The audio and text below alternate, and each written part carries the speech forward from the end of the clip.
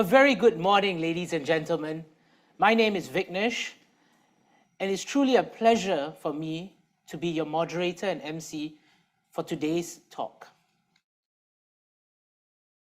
To those of you who are joining us online, thank you very much for making the time early on a Saturday morning of a long weekend to be with us. And for those of you in the room, thank you so much for joining us during today's session.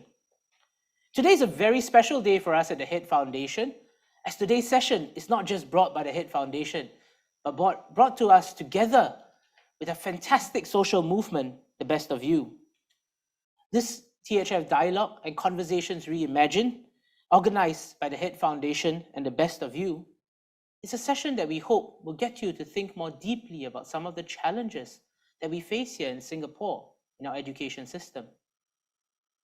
Time poverty, responsibilisation, adultification.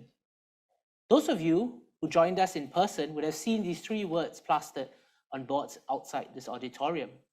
For those of you who are joining us online, we'll share more about it later. But these three terms, what do they mean?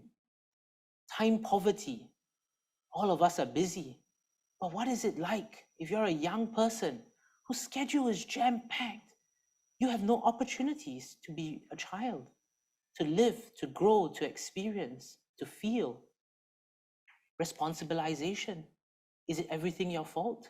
Is it all about your own individual responsibility? Or is there more at play? How do young people grapple and deal with this? Adultification. Can you imagine a young person, a young child, having to look after, raise their siblings, care for them, provide for them, take on the responsibilities of an adult? But many living in our midst today in Singapore do. They face all three of this. So if a child is saddled with all these challenges, do you think that they have a fair chance at excelling in their studies? Is education in Singapore truly an equal start? On the 10th of April, when our president opened the second session of this parliament, she did emphasize the importance for the government to rethink its approach to education so that privileges do not become entrenched. The idea of entrenched privilege is something that is an antithesis to what we believe in as Singaporeans with meritocracy. But what can we do? What more can we do to change the system? So, ladies and gentlemen, we want to address some of this. We want to ponder about it. We want to think. But importantly, by the end of today's session, I hope we're able to learn from the rich empirical data, to hear voices working on the ground, to analyze what are the existing infrastructure, and hopefully to propose new ways that we can move forward as a country to ensure equality of opportunity for everyone. To start today's session, I'd like to invite the CEO of the HEAD Foundation, Dr. Wang Changda, to deliver his opening message. Dr. Changda, please.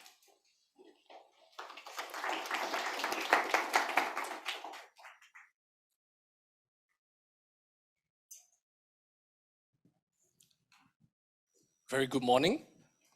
Welcome to this edition of the THF Dialogue. Please pardon my sexy voice. I just lost my voice a couple of days back, so I'm slowly regaining it. And it's very apt that we are also talking about voices of people in education as the part of the topic today. This is a very special edition of the THF Dialogues, the HEAD Foundation Dialogues that we are doing in partnership with the Best of You, Reimagined, Conversation Reimagined. I believe no one among us here will deny that education is a human right.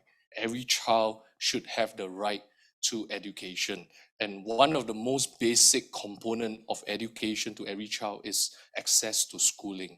And that is one of the most fundamental, and in most developing systems or developing systems, including in Singapore, this is not a serious problem. But this is insufficient as we begin to think about just education through access to schooling.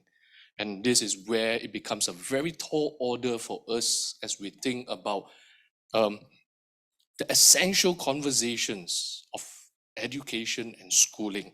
That is, how do we ensure that every child not only get to go to school, but to be able to make full use of the benefit of schooling and education to unleash their potential and to turn them into citizenry that is able to contribute to society. And to the HEAD Foundation, we have a mission and vision to improve lives through quality education. This is a topic that is very dear and relevant to our work in education. And I look forward today to Dr. Charleen Chiong, who is going to share with us some of her insights from her PhD dissertation and research work done here in Singapore, as well as an eminent panelist who is going to unpack the issue of both not only access that we are talking about, but equity, as well as how do we ensure that every child who goes to school and goes through the education system will be able to unleash their potential. And also want to once again take this opportunity to thank Zihong, Celine, and the Best of Youth movement in partnering with the HEAD Foundation to make this session. And let's get into the conversation, and hopefully that with my voice coming back a little bit more, we can also add to the voice of the children in our school system and how that we can make their education experience something that is of worth to society. Thank you.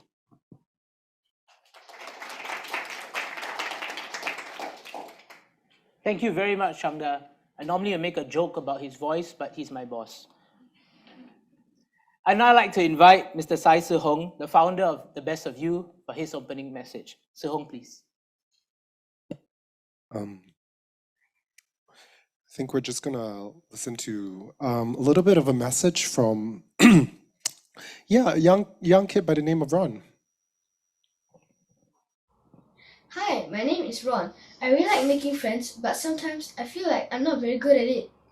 My classmates sometimes treat me differently, but I'm just like any other 10-year-old boy who loves going to school and playing soccer with my friends.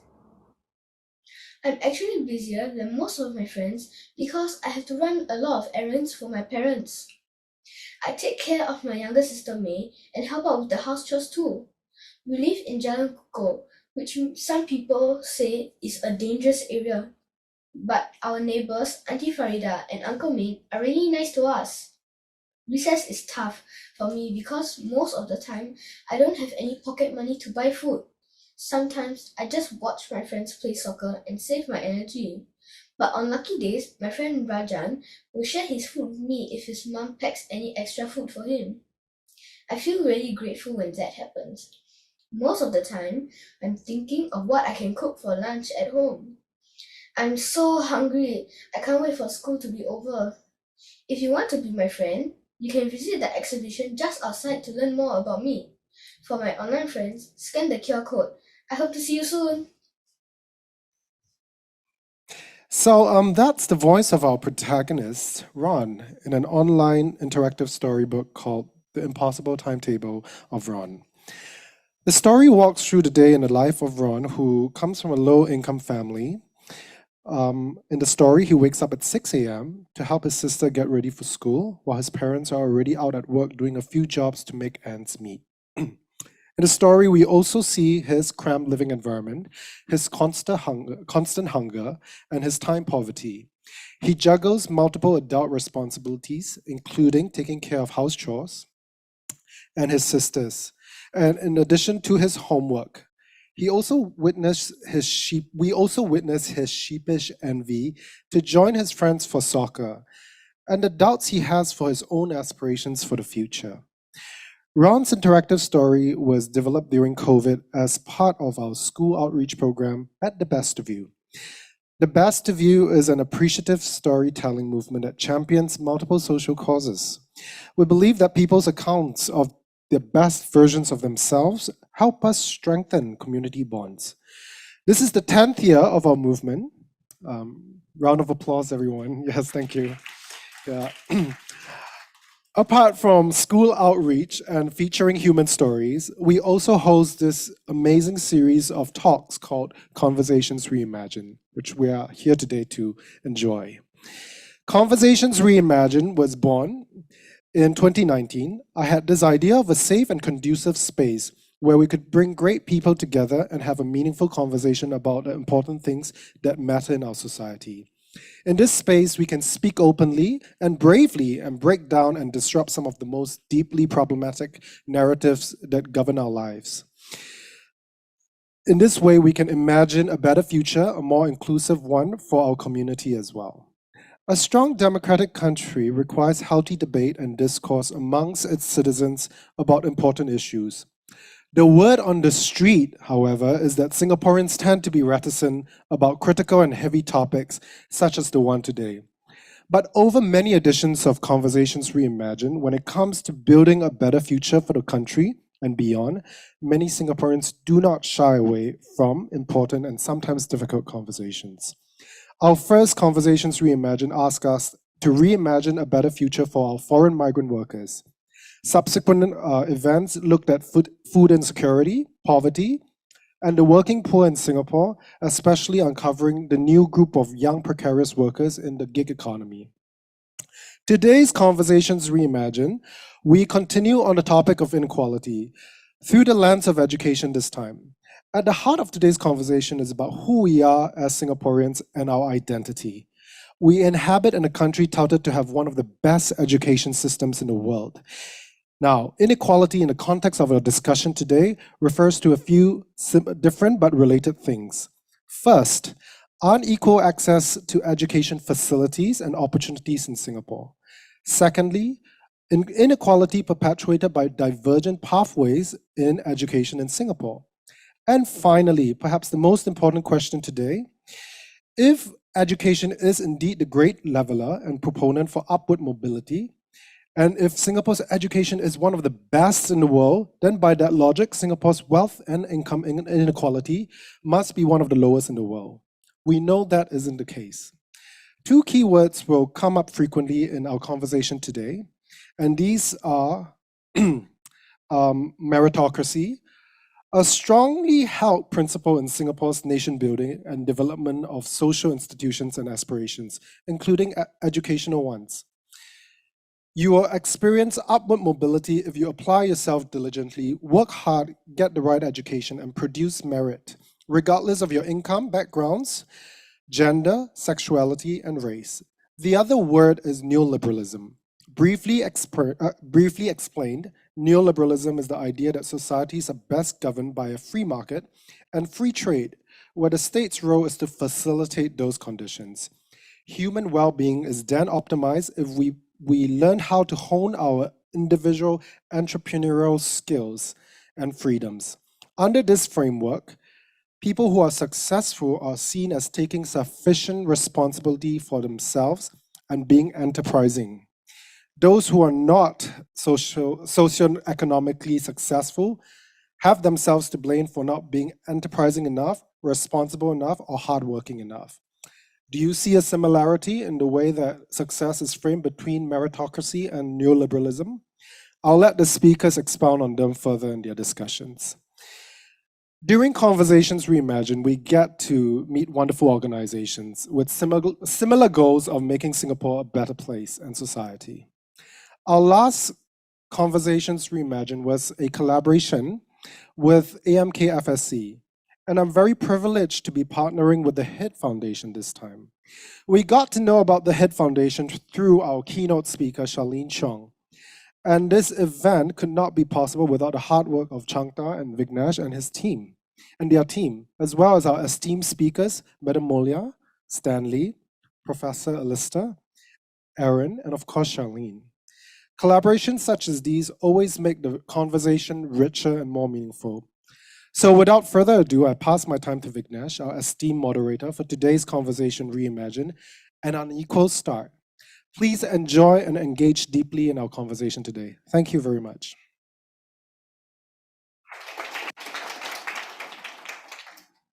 Thank you very much, Sihong.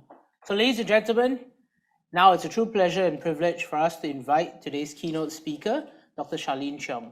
Charleen is currently a senior researcher at the Australian Education Research Organisation, and she's going to be talking about the findings from her book, Families, the State and educational inequality in the Singapore city-state. For those of you who are joining us in person, these books are available for sale outside. Head Foundation gets no royalties from it, but I need to do some promotion. But ladies and gentlemen, I think it's a fantastic read if you have the opportunity. And this is a lot of the findings from Charleen's dissertation when she was doing her PhD at the University of Cambridge. So please join me in welcoming Charleen. Charleen, please.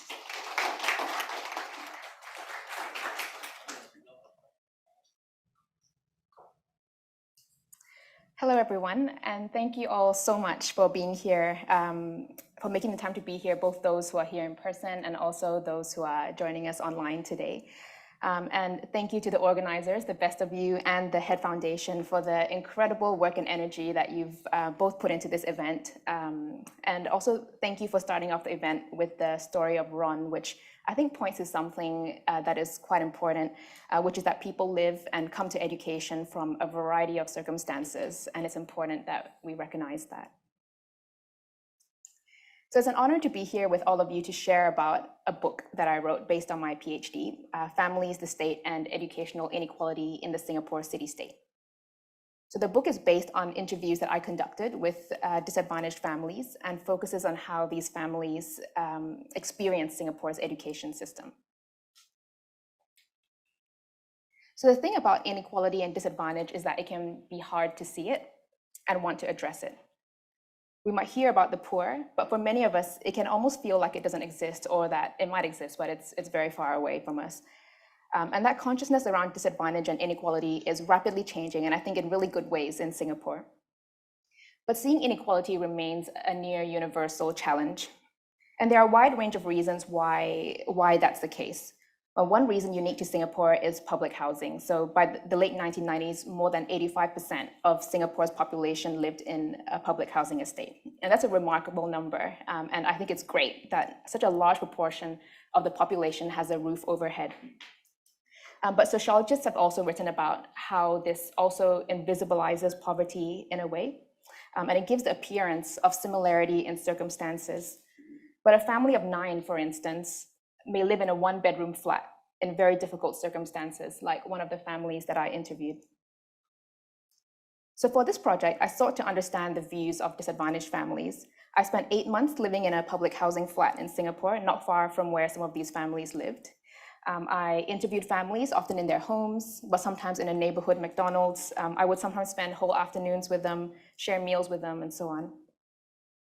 And there are different aspects of the book that I could talk about today, but I think the one that I want to talk about, that I hope to get across, is one that I think cuts across every implication, every theme, and theoretical and methodological choice in this book. And that is that families' perspectives and experiences matter.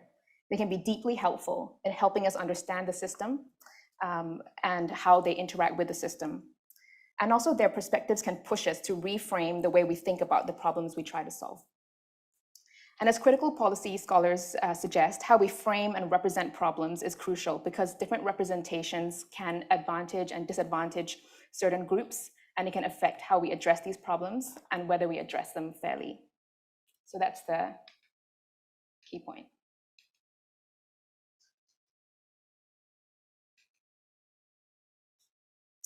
So before I dive into families' perspectives and experiences, I'd like to just start with context.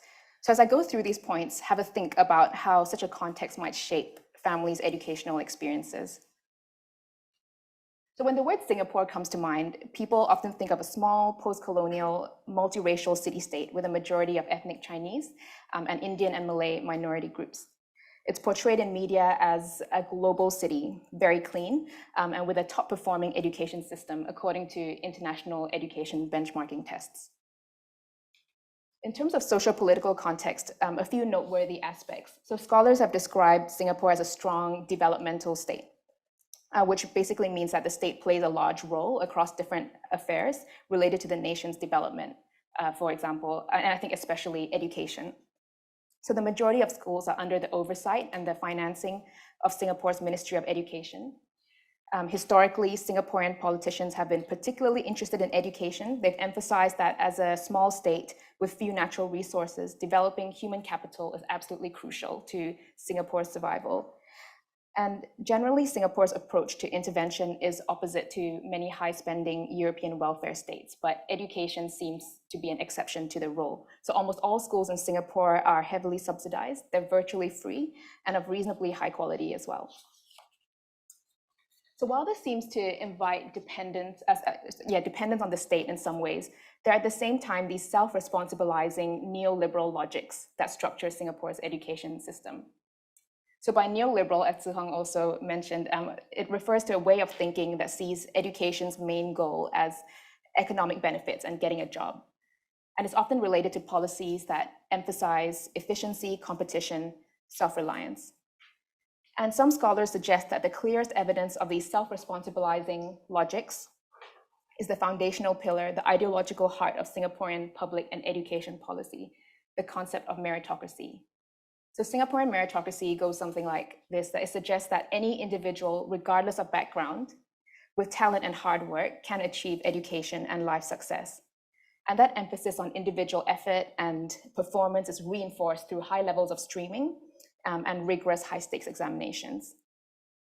But when examined closely, Singaporean meritocracy embodies both neoliberal and strong state logics, because it seems to work as follows.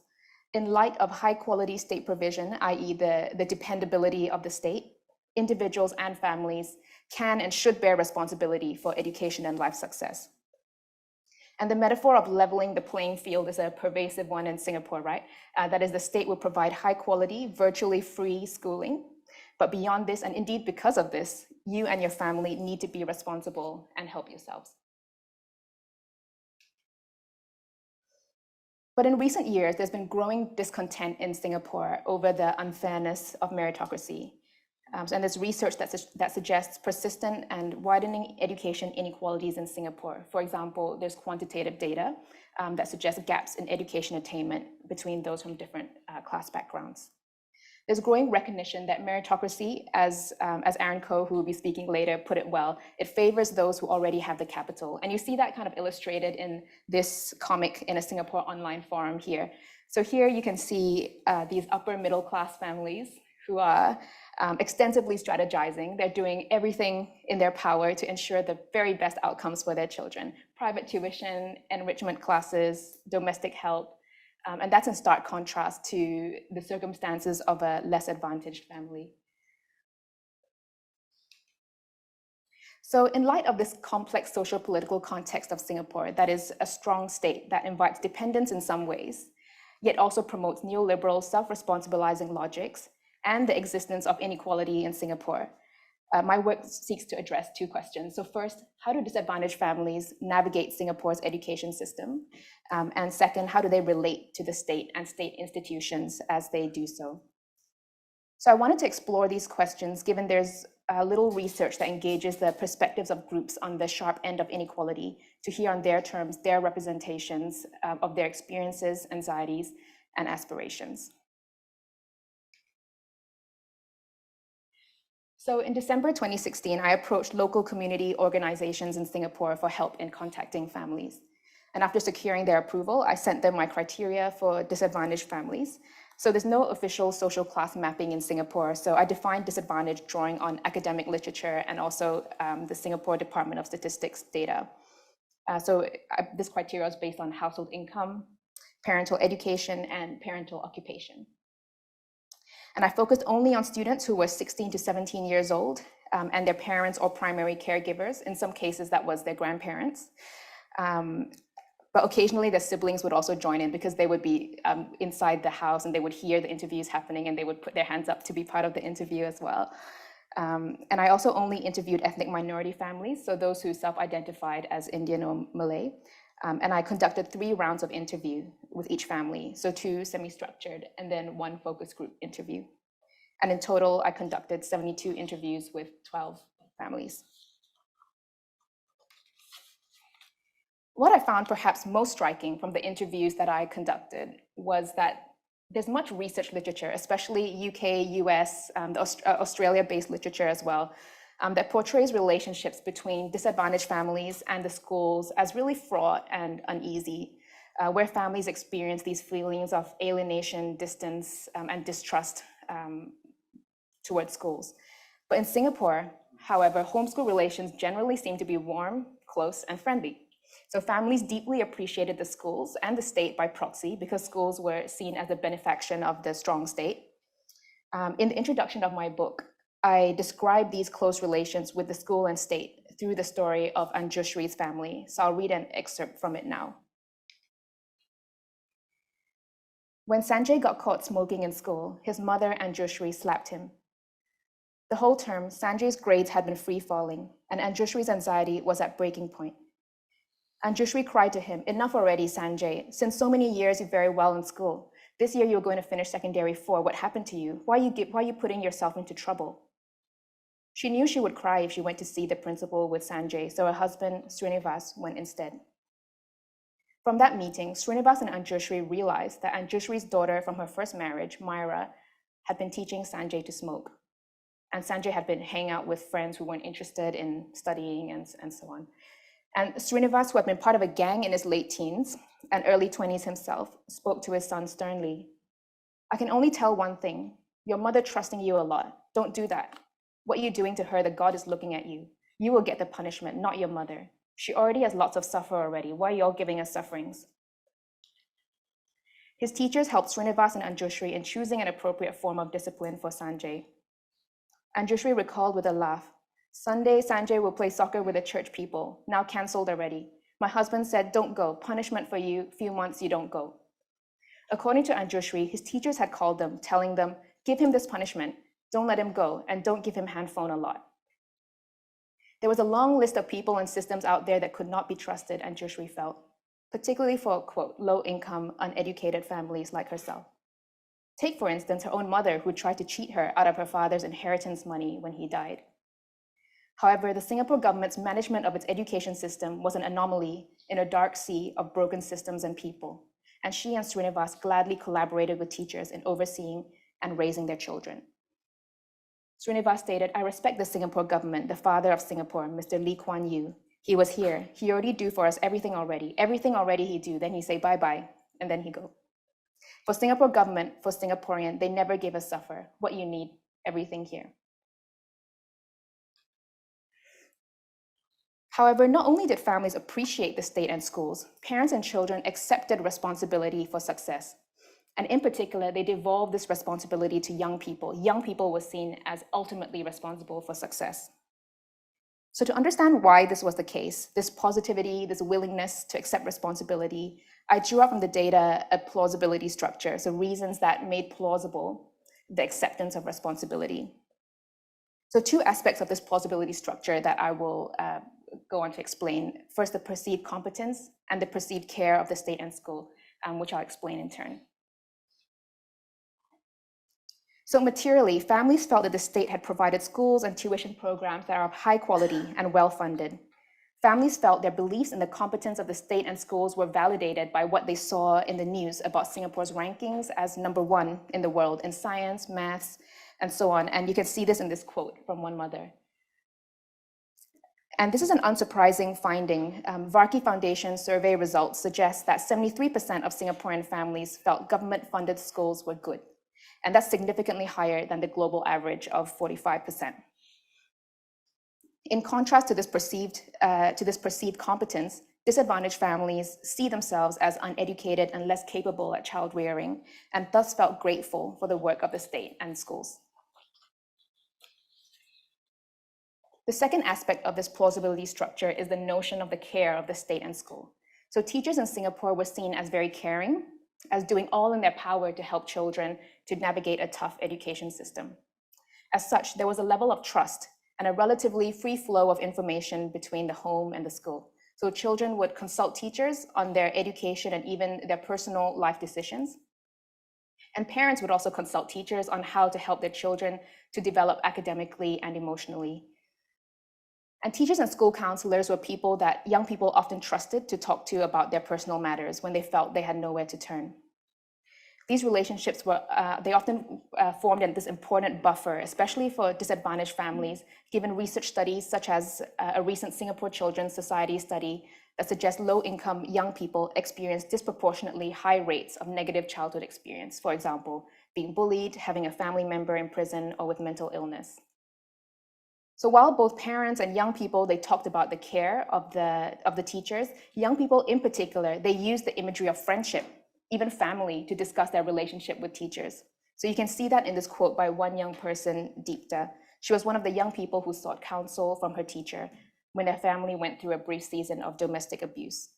So she said, you'll feel that teachers are legit our parents. They don't judge actually. They actually focus more on the positive side.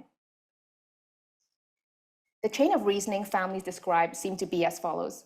Families depend on the state's competence and on the care of teachers, and this dependence enables or makes plausible for families the acceptance and devolution of responsibility to the child. And dependency as a term is often seen as antithetical or opposite to responsibility. So it's often assumed you can't be both at the same time, right? You can't be both dependent and responsible at the same time. But my findings suggest that they work synergistically together for families. In fact, the context of dependency makes plausible responsibility. And this might be interpreted as the internalization and reproduction of the key logics of Singaporean meritocracy, i.e. the state has provided sufficient dependency context, therefore you should take responsibility. So we see this chain of reasoning in red here in this quote by one father, Srinivas.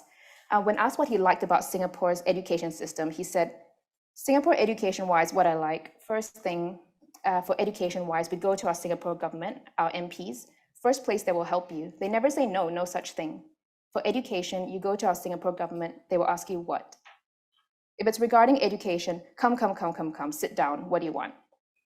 Other thing, the MP will say, okay, I will write a letter, wait for the reply to come. But education-wise, no such thing. No money, you don't have uniform to buy for your children, no pocket money, no shoe, no problem. They write a letter, this letter you go give to your school, and you can collect these from the school. So if the children don't want to listen to us, you know everything, but you don't want to have a good life, that is up to you. You cannot blame the school, you cannot blame the parents. Everything they already give you, the decision is yours, your life. You want to do, that is up to you. And families critique the government in various other ways. They felt that they didn't give enough for large families. And there's so much bureaucracy in applying for welfare payments, some of these families said. But they were grateful for the way the Singapore government managed its education. And in light of this, they felt that young people were the most responsible for success. However, while families broadly accepted this chain of reasoning, sometimes these relations of responsibility and dependency, they were experienced very differently by families depending on their circumstances. And I'll provide a few examples of this now. This point became particularly clear to me when I visited IU's family. So they were probably the most disadvantaged family that I interviewed. So they faced multiple intersecting disadvantages. She was fighting cancer. They had 7 children to financially support. They were living in a 1-bedroom rental flat, and her husband had to drop out of work to care for the children. They were living on nearly $0 a month and almost completely on welfare. So I quote from a fieldwork note I wrote after visiting their home. The house itself is a 1-bedroom, so not a lot of space for a family of 9. The living room has a small empty space for the kids to play. There's no couch. The only seating available is 2 chairs at a table pushed against the wall.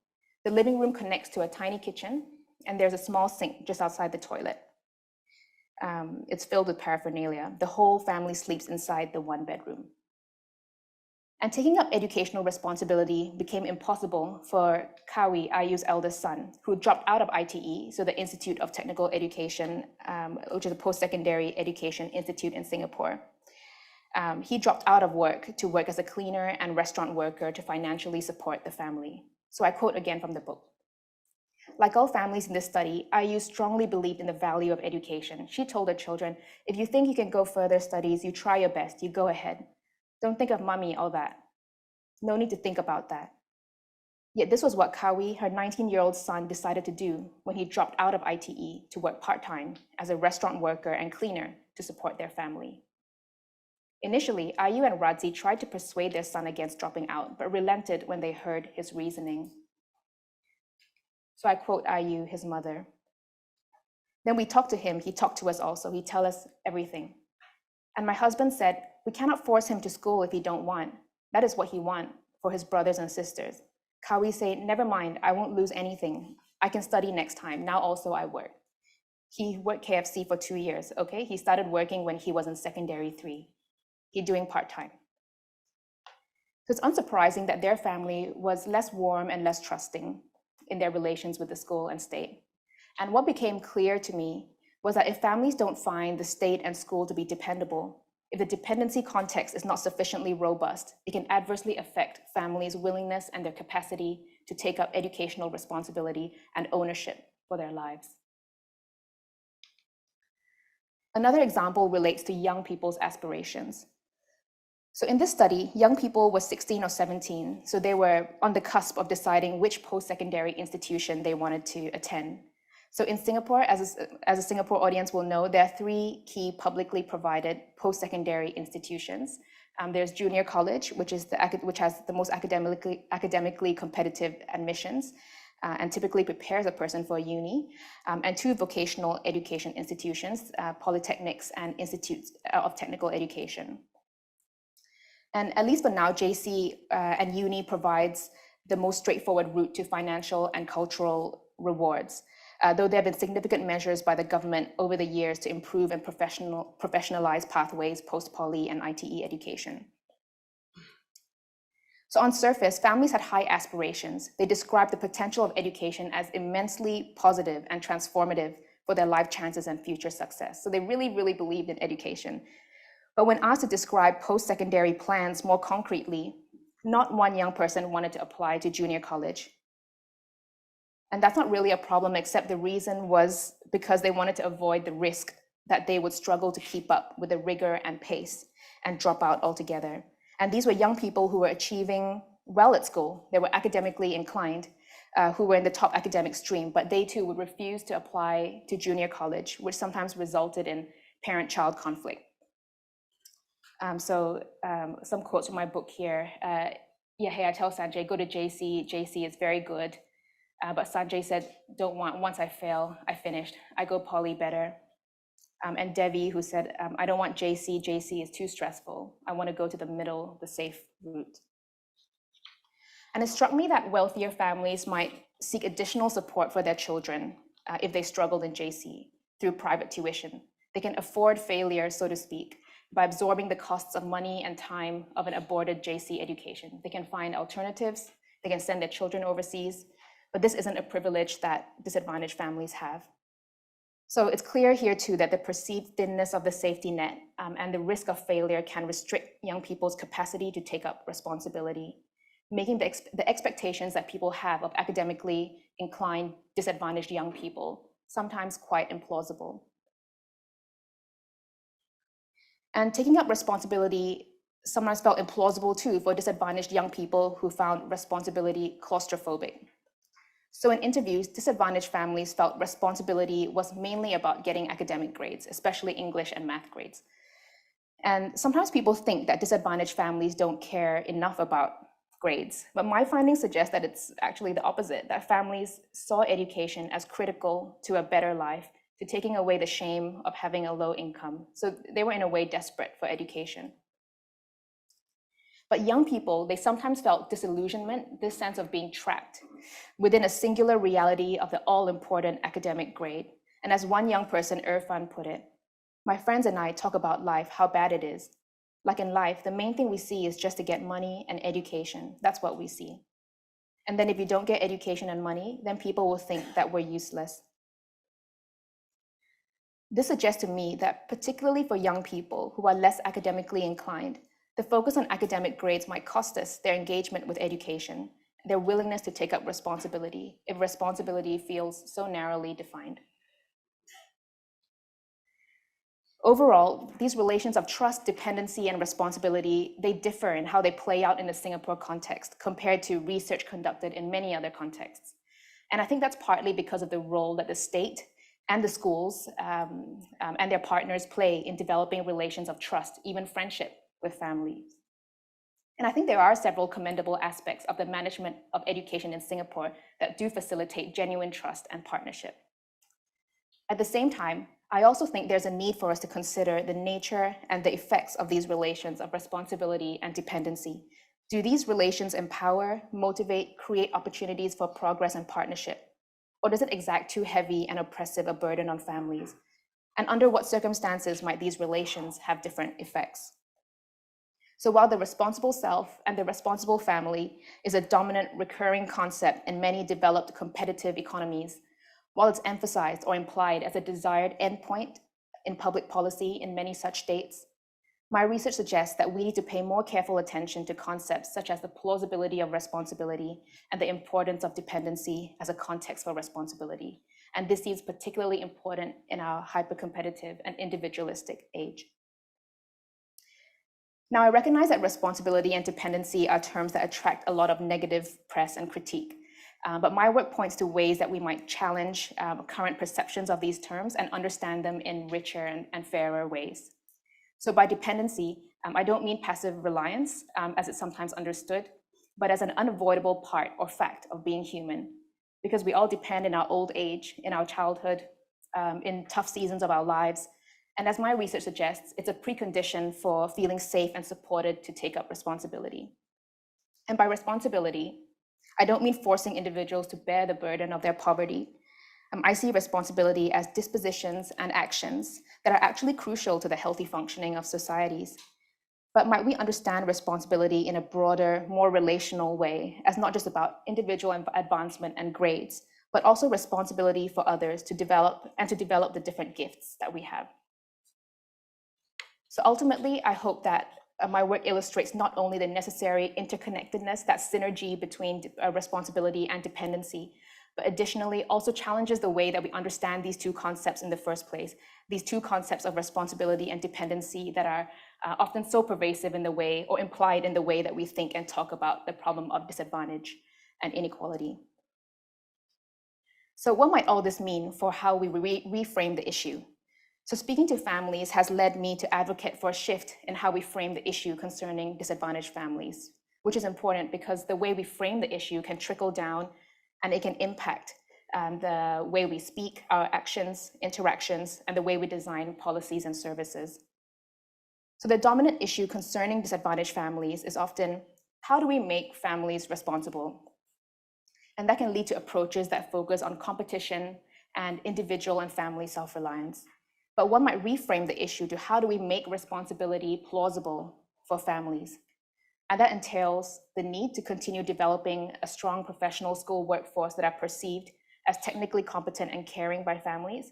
It entails understanding and taking seriously the complex interconnected barriers that disadvantaged families experience, financial, health, emotional factors, which are often really intertwined in their lives. And having accounted for these barriers, making support for disadvantaged families more nuanced, contextualized, and sufficient to make reasonable the uptake of responsibility. Finally, it might also entail developing a vision of responsibility that young people, not just the academically inclined, can resonate with. In summary, my book highlights the value of three things.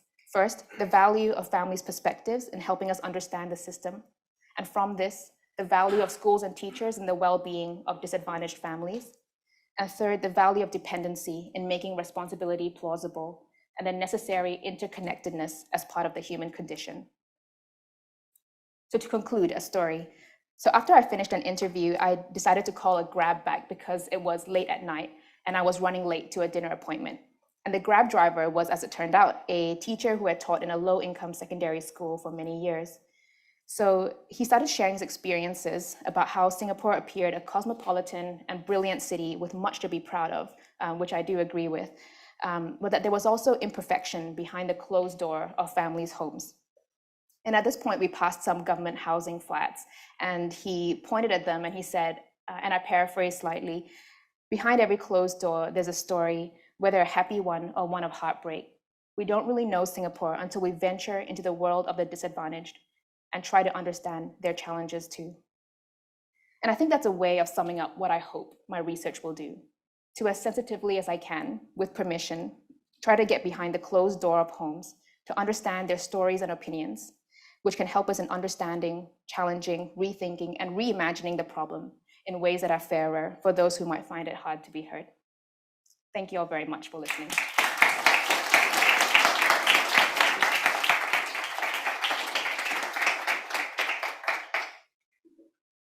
Thank you very much, Charlene, for a very enlightening sharing of the research that you conducted. I think truly what we're trying to do today is also take a peek. I cannot speak for those of you joining us online or the rest of you in the room. But for me, many of the narratives that Charlene shared are new, are not my lived experience, but a lived experience of my fellow Singaporeans, a lived experience of neighbors and of friends. So peeking through that closed door gives us the opportunity to understand better and gives us the opportunity to suggest and reimagine what the future could look like. I think since Charlene has shared her findings from the book, it's time for us to discuss that. And we're really honored today to have an interdisciplinary scholar in sociology of education, global studies in education, and international and comparative education. Associate Professor Aaron Koh is from the Chinese University of Hong Kong and has very kindly agreed to join us today as a discussant to share his perspectives on Charlene's books and also his thoughts on education in Singapore in general. So we'd now like to invite Aaron to join us. Aaron, please. First of all, let me thank Hay Foundation, the best of me and Charlene for inviting me to be the discussant for this book. This is by far one of the best books that I've ever read on Singapore education, and I told Charlene privately just now that it surely deserves some kind of book award, and I encourage her to submit her book manuscript to one of the comparative SIG group, Sociology of Education, Special Interest Group. It's the first book that explores, and I quote Charlene's book, the role of state in mediating the relationship between families and inequalities, and that's taken from page 32. And my role here is to share with you some of my thoughts on the book, because I have the privilege of reading from cover to cover the last week when I was back in from Hong Kong. Now, I'll run through some of my thoughts and I'll also ask a few questions, raise a few questions that for Charlene to think about. Let me start with my first point, and what strikes me as most interesting is the book is organized around time, that notion of morning, noon, and night. It actually reminds me of an overture that I played before when I was in the symphonic band, Morning, Noon, and Night overture in Vienna. You know, so this like strikes me immediately, and I thought the structure really reminds me of Bob Lingard and Greg Thompson's Doing Time in Sociology of Education, where they argue that time is lived, and this lived time flows in multiple directions, such as the past and future are always available in the present. In the book, we see the lived experiences of the low-income families, how they navigate the difficult life trajectories and education systems through education policies. Now, the passing of time as a nation then now is also reflected in the book, in particular the theme on meritocracy, which I believe the distinguished panel of speakers will have a lot to say about this, and I'm going to briefly comment about this in a short while as well. So, how social policies and educations change over time have effect on individuals and their lives, and this is actually reflected in the book as well. I was going to read bits of it, but I thought in the interest of time, I'll skip it. And my next point, moving on, is the theme of responsibilisation. It's quite a mouthful trying to explain it, pronounce this 4-syllable word. I think this word itself begs two questions. Who is responsible for who? And responsible for what? And we know, as Zhu Hong mentioned earlier on, this word responsibilisation is closely related to the concept of neoliberalism, where the free market economy reigns, and the state takes a back seat, and that's where competition and strife comes in, and that's where people are supposed to be responsible for themselves, so much so that they are all caught up in this enterprising or this enterprisation of self-making. You need to make yourself more competitive, and we see this how this cascade down into our education system, right? Whether you're from low income families or you're from upper middle class, there's so much competition going on in the education system. How do you navigate around this kind of self-enterprising projects and the competition that our students are caught in? And this is where Charlene mentioned she started introducing the theme of dependency and self-responsibilization logics. And I want to read a quote which she wrote it very well, and she mentioned it just now. And that's taken from page 51. Just give me a minute.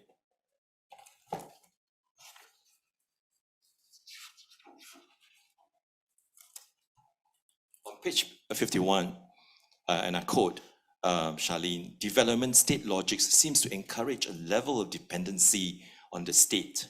Yet there exists alongside market logics that valorize the rationality and responsibility of the individual and the individual family. Now, here's my response. Now, these dependency logics, I argue, can work in two contradictory ways.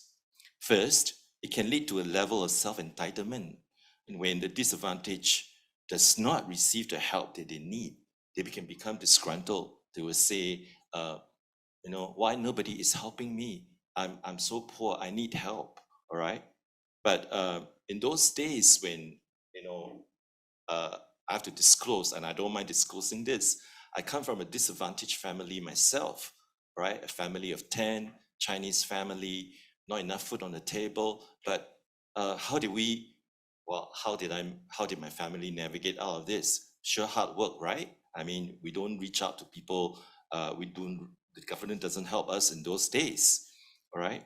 So, and secondly, the government can actually kind of benefit from the legitimacy of getting the reputation of,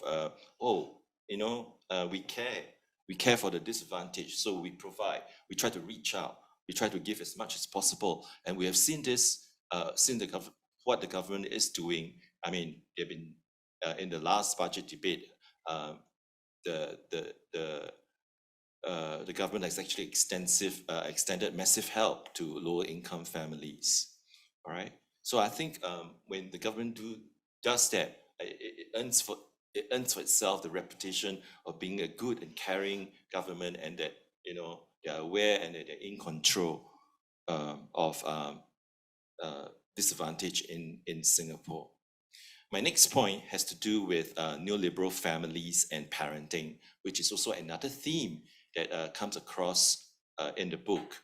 But we tend to use this term in relation, especially in the sociology of literature, education literature, that it's the upper and the middle and upper class families, the so-called helicopter families, parents who micromanage the lives of their kids, from sending them to extracurricular activities to tuition centers. But this term transcends, in the book, transcends race and class. As Charlene's study has actually found out that working class families or low income families, they have actually internalized, and I quote, internalized and accepted many neoliberal imperatives, right? They have also become neoliberal parents themselves, despite the fact that they are disadvantaged families.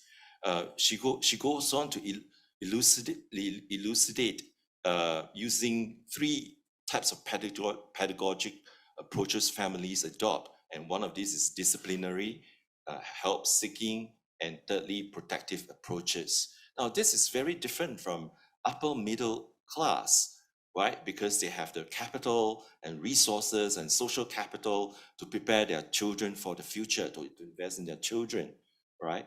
And linking this to my next point is, what would Bourdieu say, if he's still alive? how do we apply Bourdieu's theory?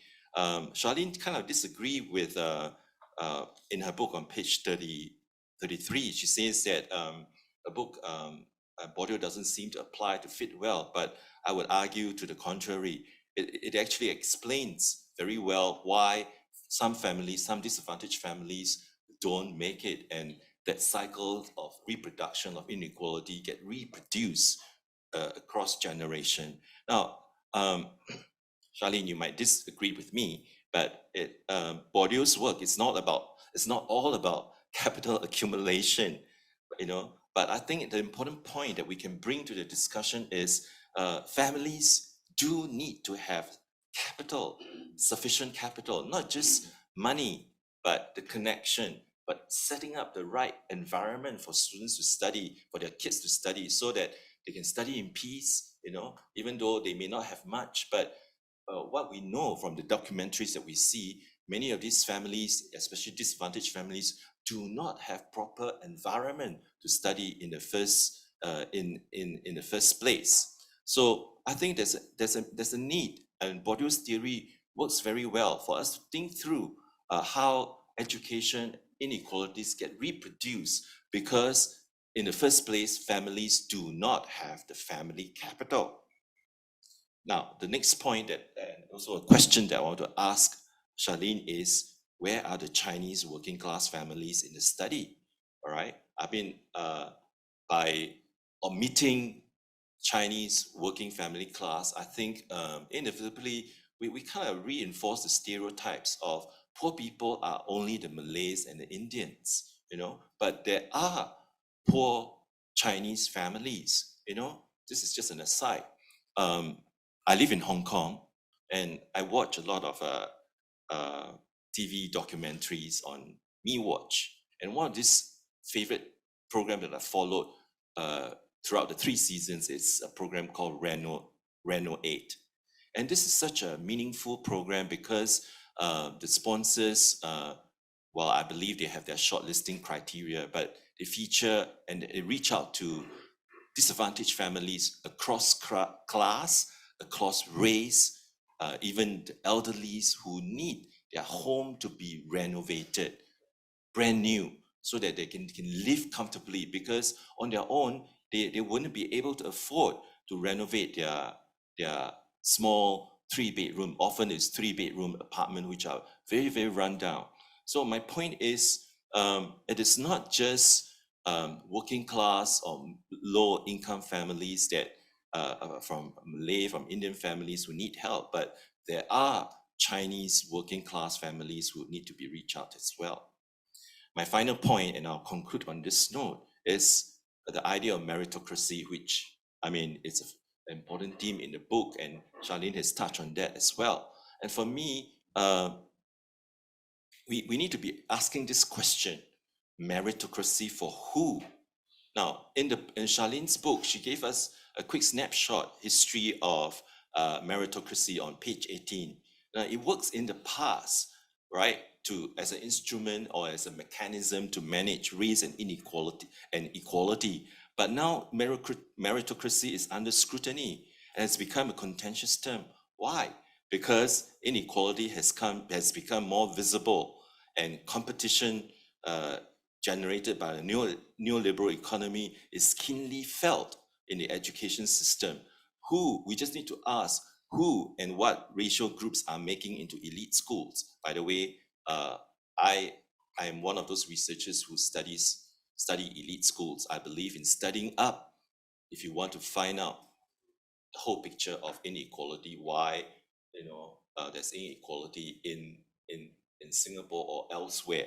You need to study up as well. You need to find out why people who are rich, they are able to maintain their power and privilege and continue to reproduce that power and privilege. Now, I think back to my point about meritocracy, and we need, as I mentioned just now, who and what racial groups are making into elite schools and our 2 comprehensive universities. Now, my point is the level of playing field, and we have heard this over and over again, is not equal at the starting line, because Some families clearly have more resources and connections than others, right? But that is not to say that the government is not aware of these and is not doing anything. I think thanks to Alistair for sharing with us, sharing with the group about the article that came out in the Straits Times on Wednesday about how there are positive steps that are moving in the right direction. And I think with that, I close and get Charlene to respond to my few questions and observations. Over to Charlene.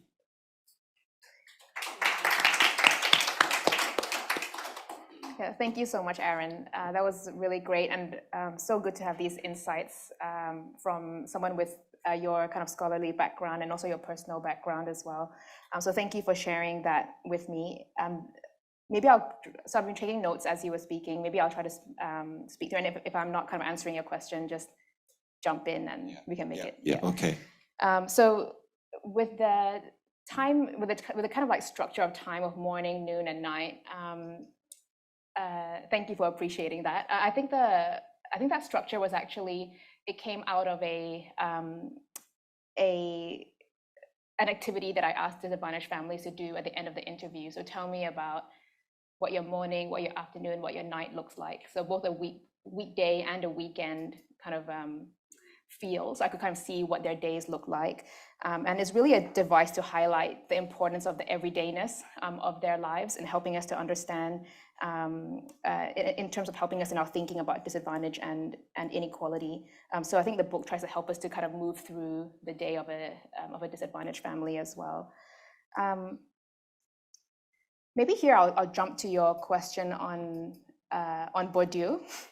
So Bourdieu, of course, a very eminent sociologist who has written a lot about the relationship between families, educational inequality, and he's very, I think, insightful in terms of helping us unpack the mechanisms through which inequality exerts itself. So, for example, through differing levels of economic capital, social capital, cultural capital, and so on. The reasons why I didn't choose a Bourdieusian framework, although a lot of scholars use that and use it very well, is I think when I got into the field, when I started to speak to families, I realized something, which is that inequality is very complicated. So Bourdieu's starting point is that there are differences in capital between disadvantaged and advantaged family. But I wanted to say, I don't know. I actually don't know, like, what's the, like how inequality works in Singapore, because there are these kind of like large scale statistics that suggest that, yes, there's disadvantage, there's inequality in Singapore. So I was coming into the field with my kind of research, understanding that, you know, the researchers are pointing towards some level of inequality in Singapore's education system. But then when I was in the field, when I was kind of speaking to families, what I also realized is that they had very kind of positive constructions of their life success, of like the possibility of education giving them life success. And I wanted a theoretical framework that didn't kind of start with education is perpetuating inequality, education is not perpetuating inequality, but have a more kind of open-ended like tool where I can say, I don't know, and I want to learn. And so I actually like that the book is kind of, one way of seeing the book is a wrestling of this tension between what the research says, what the critical quantitative research suggests about inequality in Singapore, and what disadvantaged families are saying, because I think it's also really important to respect their perspectives and to take it seriously when they say that they do believe that education can help them to move forward. So it was partly that wanting to be open-ended about that, that I chose the 3 tiers of governance framework, which doesn't kind of start with a... Which is brilliant, actually. Yeah, thank you. Yeah, and so with regards to the Chinese families, yeah, that's I do take your point that, yeah, it's important that we don't perpetuate stereotypes of disadvantaged families. And the reasons why I chose disadvantaged the reasons why I spoke to ethnic minority families was I wanted to understand the lives of groups that are, according to the research, underrepresented in elite institutions, and relatively speaking, underperforming compared to the other groups. And then the kind of other reason was just a decision to kind of limit the scope of my work, because I guess it's just a practical kind of consideration that I couldn't include Chinese families as well, given the time and Yeah. practical constraints. But I do agree that that would be a good addition to the work It could be going forward. Yeah, going forward, future work Yeah, that you could do. Yeah. yeah, that's right. And yeah, maybe the last point that I will mention is that I do agree that inequality is relational. So it's important to also kind of see what's happening at the top and kind of what's happening. So my book kind of focuses on what disadvantaged families are thinking and experiencing. That would be another good addition to the work, to understand that well, I was kind of thinking also that there is some research out there on the Singaporean middle class and what they are doing for their children, and less so on disadvantaged groups. So that was also that also weighed into my decision there. Yeah, but thank you so much for your comments and your kind comments about this work. Thank you. Ladies and gentlemen, please join me once again in thanking both Aaron and Charleen for sharing their perspectives on the book. I think now we move to the next part of today's session, which is our panel discussion.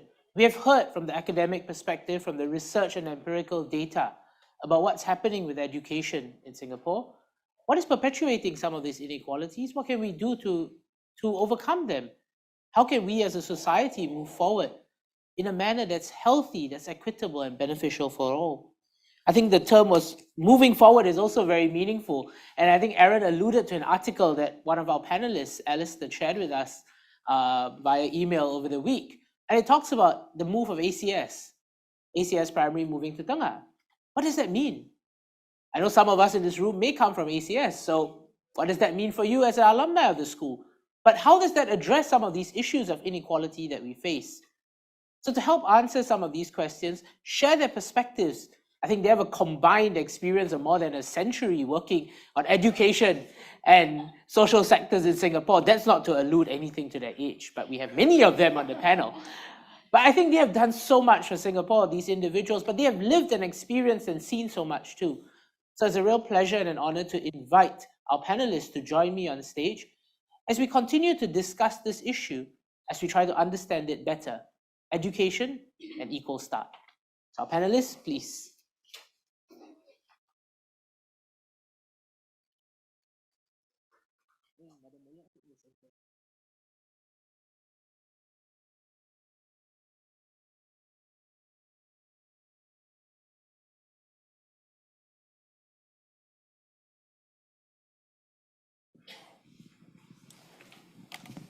So for those of you who are joining us online, I see a number of questions being asked because we have this broadcast both on Facebook and on Zoom. So do ask your questions in the chat platforms where you are watching us from.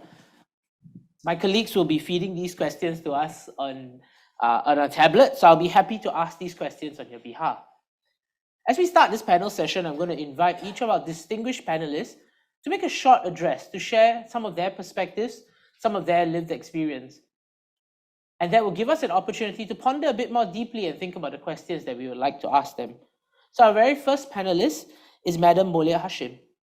Madam Molia is currently a director of SMRT Trains Limited and Strides PST Private Limited. But importantly, she has a 40-year career in the education sector in Singapore as an educator, a school leader, a school superintendent. And for 4 years, she served as a CEO of Yayasan Mendaki. So Madam Molia, would you like to make your address? Thank you. It's not an address, it's a 3-4 minutes. 3-4 minutes, please. Of comments.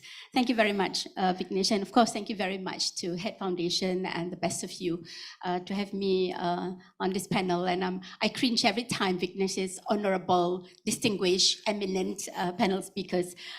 We will do our best. I want to first say that Dr. Chiong's book is a must read for all educators in Singapore. I'm not getting any royalties, but it is a must read. And only for, or even for the fact that her recent studies, her in-depth interviews with the 12 families, the privilege of being with them over a period of 8 months, digging deeper into their lives, sharing meals with them. That is something which we in schools would love to do, honestly. So if there was any value, at least the value is that Dr. Chiong's book is an update a reminder, right, of the complexities of the realities of these families to us. And it would be a very good read also for educators to understand the sociological framework as well as the concepts of, what is it, Aaron? Responsibilisation and dependence. And of course, we have our own understanding and our own vocabulary in school to refer to the same thing. But it will offer us an opportunity to dig deeper into understanding that from the sociological perspective. I also thought that Dr. Chiong's book affirms a lot the good work that the school is doing, not because I'm just recently from schools, but we all cannot argue, right? There's not for the lack of efforts, not for the lack of investment, right, in education, and her research has shown that. And the fact that parents have got a lot of confidence, hopes, as well as belief in the fact that what's happening in school will make a change in their children's lives. So I thought it is really, honestly, a good read for educators and people who work with disadvantaged families. So my brief comment, Vignesh, is in and around, therefore, ways that schools can engage these disadvantaged families.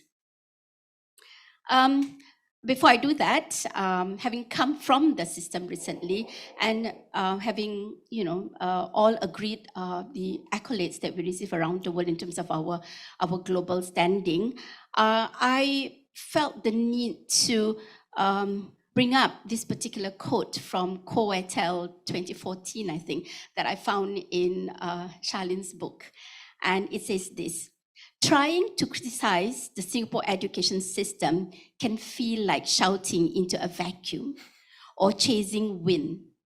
Criticisms that are easily left behind the neutrality of the smokescreen of meritocratic talk. So when I was reading this, and I was thinking about what it means or what it should mean to us within the education system, right?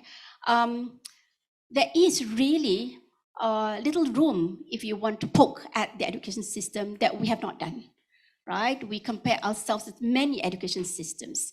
Even in the improvements in recent years in creative thinking, inventive thinking, we can always account for and justify what is so good about our system, except for in 2-3 years ago, I think, Aaron, we were talking about how mental health has now become an indicator that we see to be a very difficult one. Okay, so I've got a timer that says that I should move on. There are 3 things, actually, Vignesh, that I wanted to share.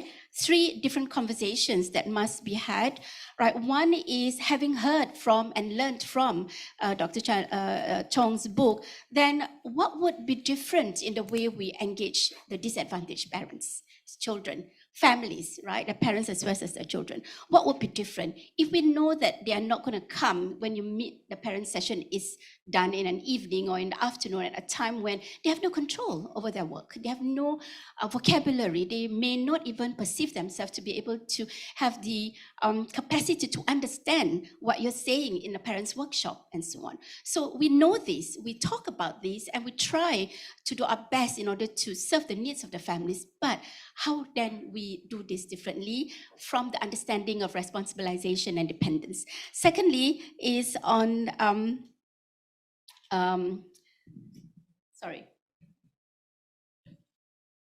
I wanted to talk about the realities in which schools are operating in. And the first reality is the impossible timetable of Ms. Tan. So we cannot even talk only about the impossible timetable of Ron, but the impossible timetable of Ms. Tan, right? And I'm sure there'll be questions about this. The second reality is that disproportionate amount of resources are still needed. We can always say we have done this, we've got these provisions, we've got FAS, we've got a lot more. We have the SWO, we have the roving welfare officer, we have the AED, TNL, we have all these things in place. But if we are seeing in the last 20 to 30 years that the meritocracy optimism is not happening, is not translating into a reality for these families, then we have to think about then what kind of other resources that we need to pump in? And that's a real question that we want, right? Not to criticize, but to really open up and say, what is it that we have to do more? The third reality is that the complexity actually requires the many hands approach. The ministries overlapping, right, in their purpose and intent as well as their resources. So MFS in particular, working hand in hand in MOE, right? Ministry of Finance would feature in this. So if we talk about a residential program for children, right? Whose job is it? Well, the teacher says it's not my job, right? So where will the ownership be, and therefore the tension, these things, and yeah. Thank you very much, Madam Molia. I know people have been flashing numbers at you. But no, we'll have a lot more chance to hear Madam Molia's perspectives. I think now I'd like to invite Dr. Alistair Chew, who is an educator, trained in Singapore, worked in Singapore schools, and today is the founder of Findings Education, to share a little bit of his thoughts and comments. Alistair, please. One of the ideas that we had when we were training to be teachers and later heads of department is that a lot of us, teachers, professionals, we are a bit like navigators in a very wide ocean.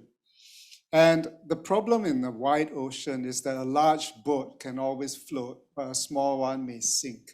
And damage to a small boat is sometimes irreparable. So what we are looking at is, the government has provided lots of harbor, lots of food, lots of resources. The problem is sometimes those small boats don't make it back to shore. And I think that maybe one of the ways in which teachers and schools can act as bodies of intervention is a very old model, which is sometimes discredited, is the model of the missionary school. A missionary school has a mission, and that is to go out to seek and to save the lost. Now, this need not be a religious avocation. It can be a societal one. And the thing about it is that if you have a missionary school, which is also an elite school, then you have a contradiction in terms. And that is a thing which very few elite schools like to grapple with. If you talk to them about it, the conversation disappears very quickly. I started off in a government school, Ghim Moh Secondary School, which no longer exists.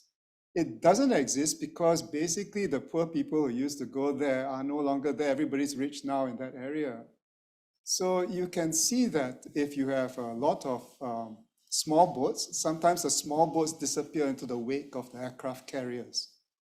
And then the large whales come along and eat whatever food is left in the wake of those aircraft carriers.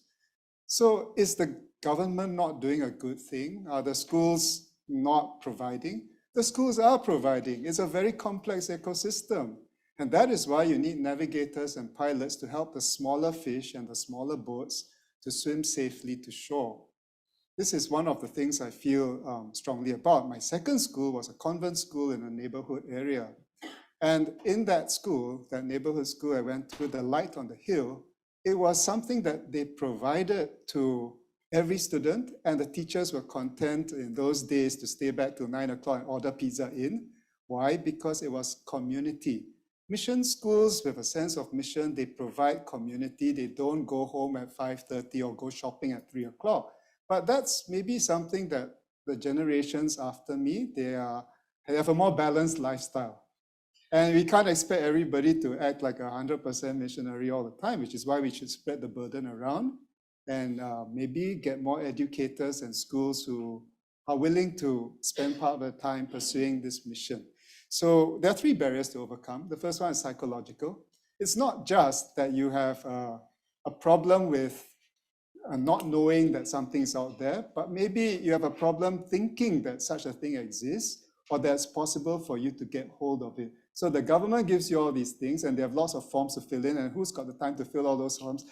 Forget it, maybe somebody else can help me. And you run around from place to place and the psychic barrier builds because you have a time limit and a wealth limit, which richer families don't have. Secondly, there's a physical barrier. If the school is far away from you, because the nearby school happens to be full of wealthy people who can drive to school and who can help out for 40 hours of community service or something like that, then you get pushed out of your nearby school and you have to go to a school further away. That's time, that's effort.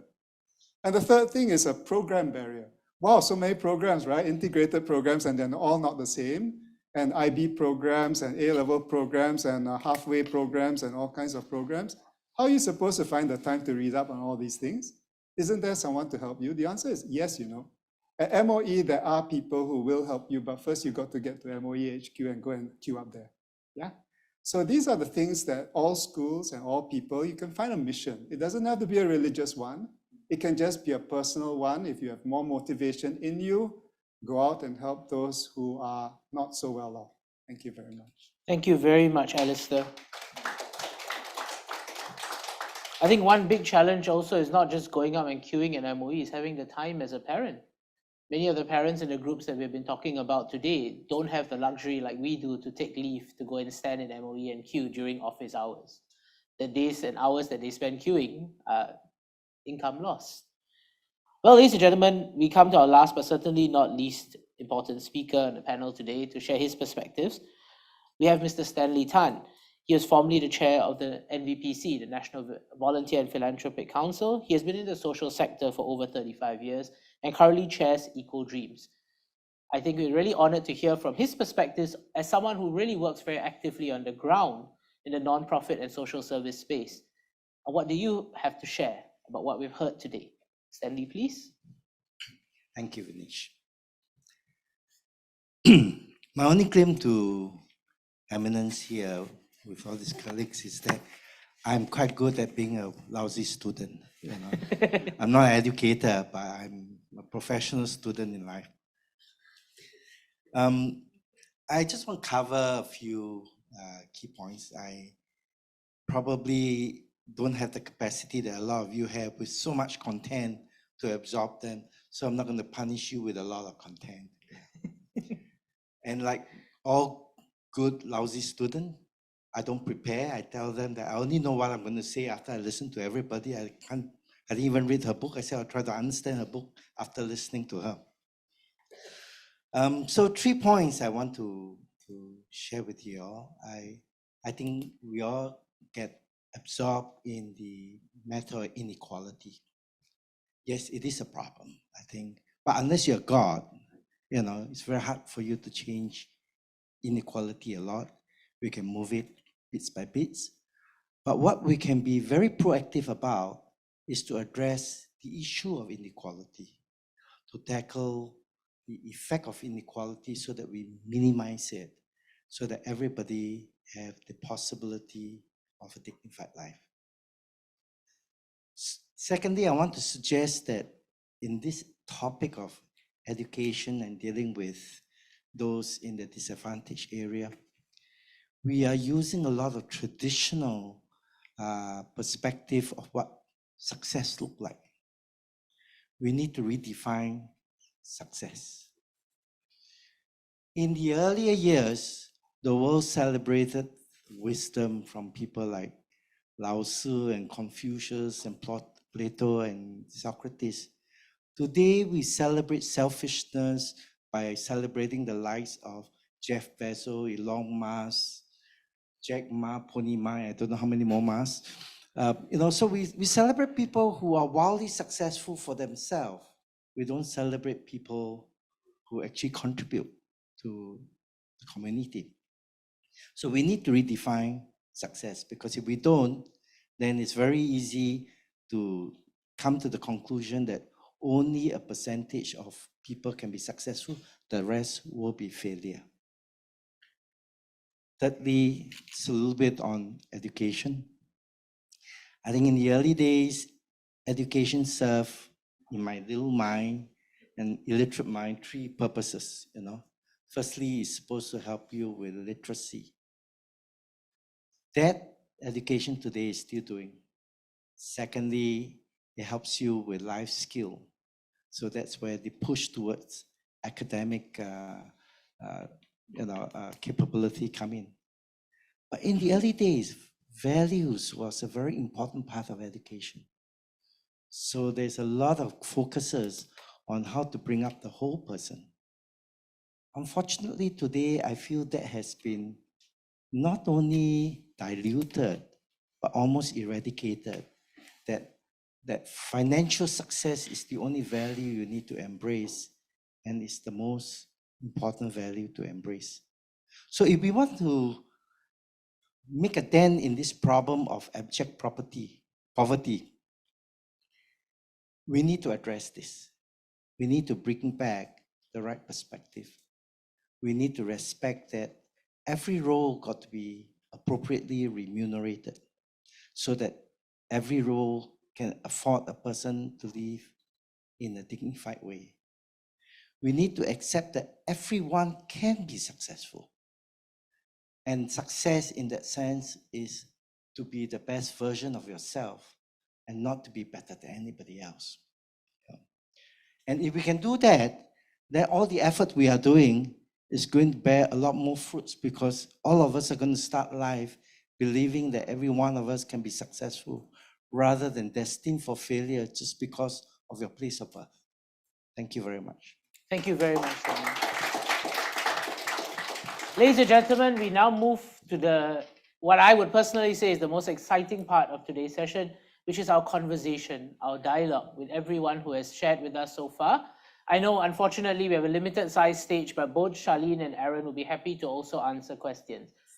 But before I take questions from the floor, and this is my privilege because, well, as moderator, I don't get paid to do this, so I get to ask more questions. I think I would just like to touch on a comment that both Stanley and Alistair made, and it's sort of building on this idea of recognizing a variety of merits. Alistair spoke a lot about the traditional idea of a missionary school and the role that educators played. I don't think we can ever argue with the fact that our educators are one of the best trained in the world. Becoming a teacher in Singapore is challenging. It's not easy to get into the system, and they're given a pretty good education, a good training at NIE, and access to a lot of professional development. But something has changed, right? When you were a teacher, they stayed till 9 p.m. and they were happy to do that. And this is where I want to sort of ask and sort of prompt to think that, is it because the value as a society, have we stopped valuing service to the community? Has this concept of meritocracy, of deservedness, changed the narrative where Singapore now, we see ourselves and we say, success is about myself, right? It's about celebrating the Elon Musk and the Jeff Bezos of the world, right? And it's transactional. You want something from me? What are you going to give me? Because as a society, have we become too transactional? And are we now seeing that almost a sort of pinnacle of pragmatism and transactionalism being played out in the way, the attitudes that some of our educators may hold towards giving back to the community and society?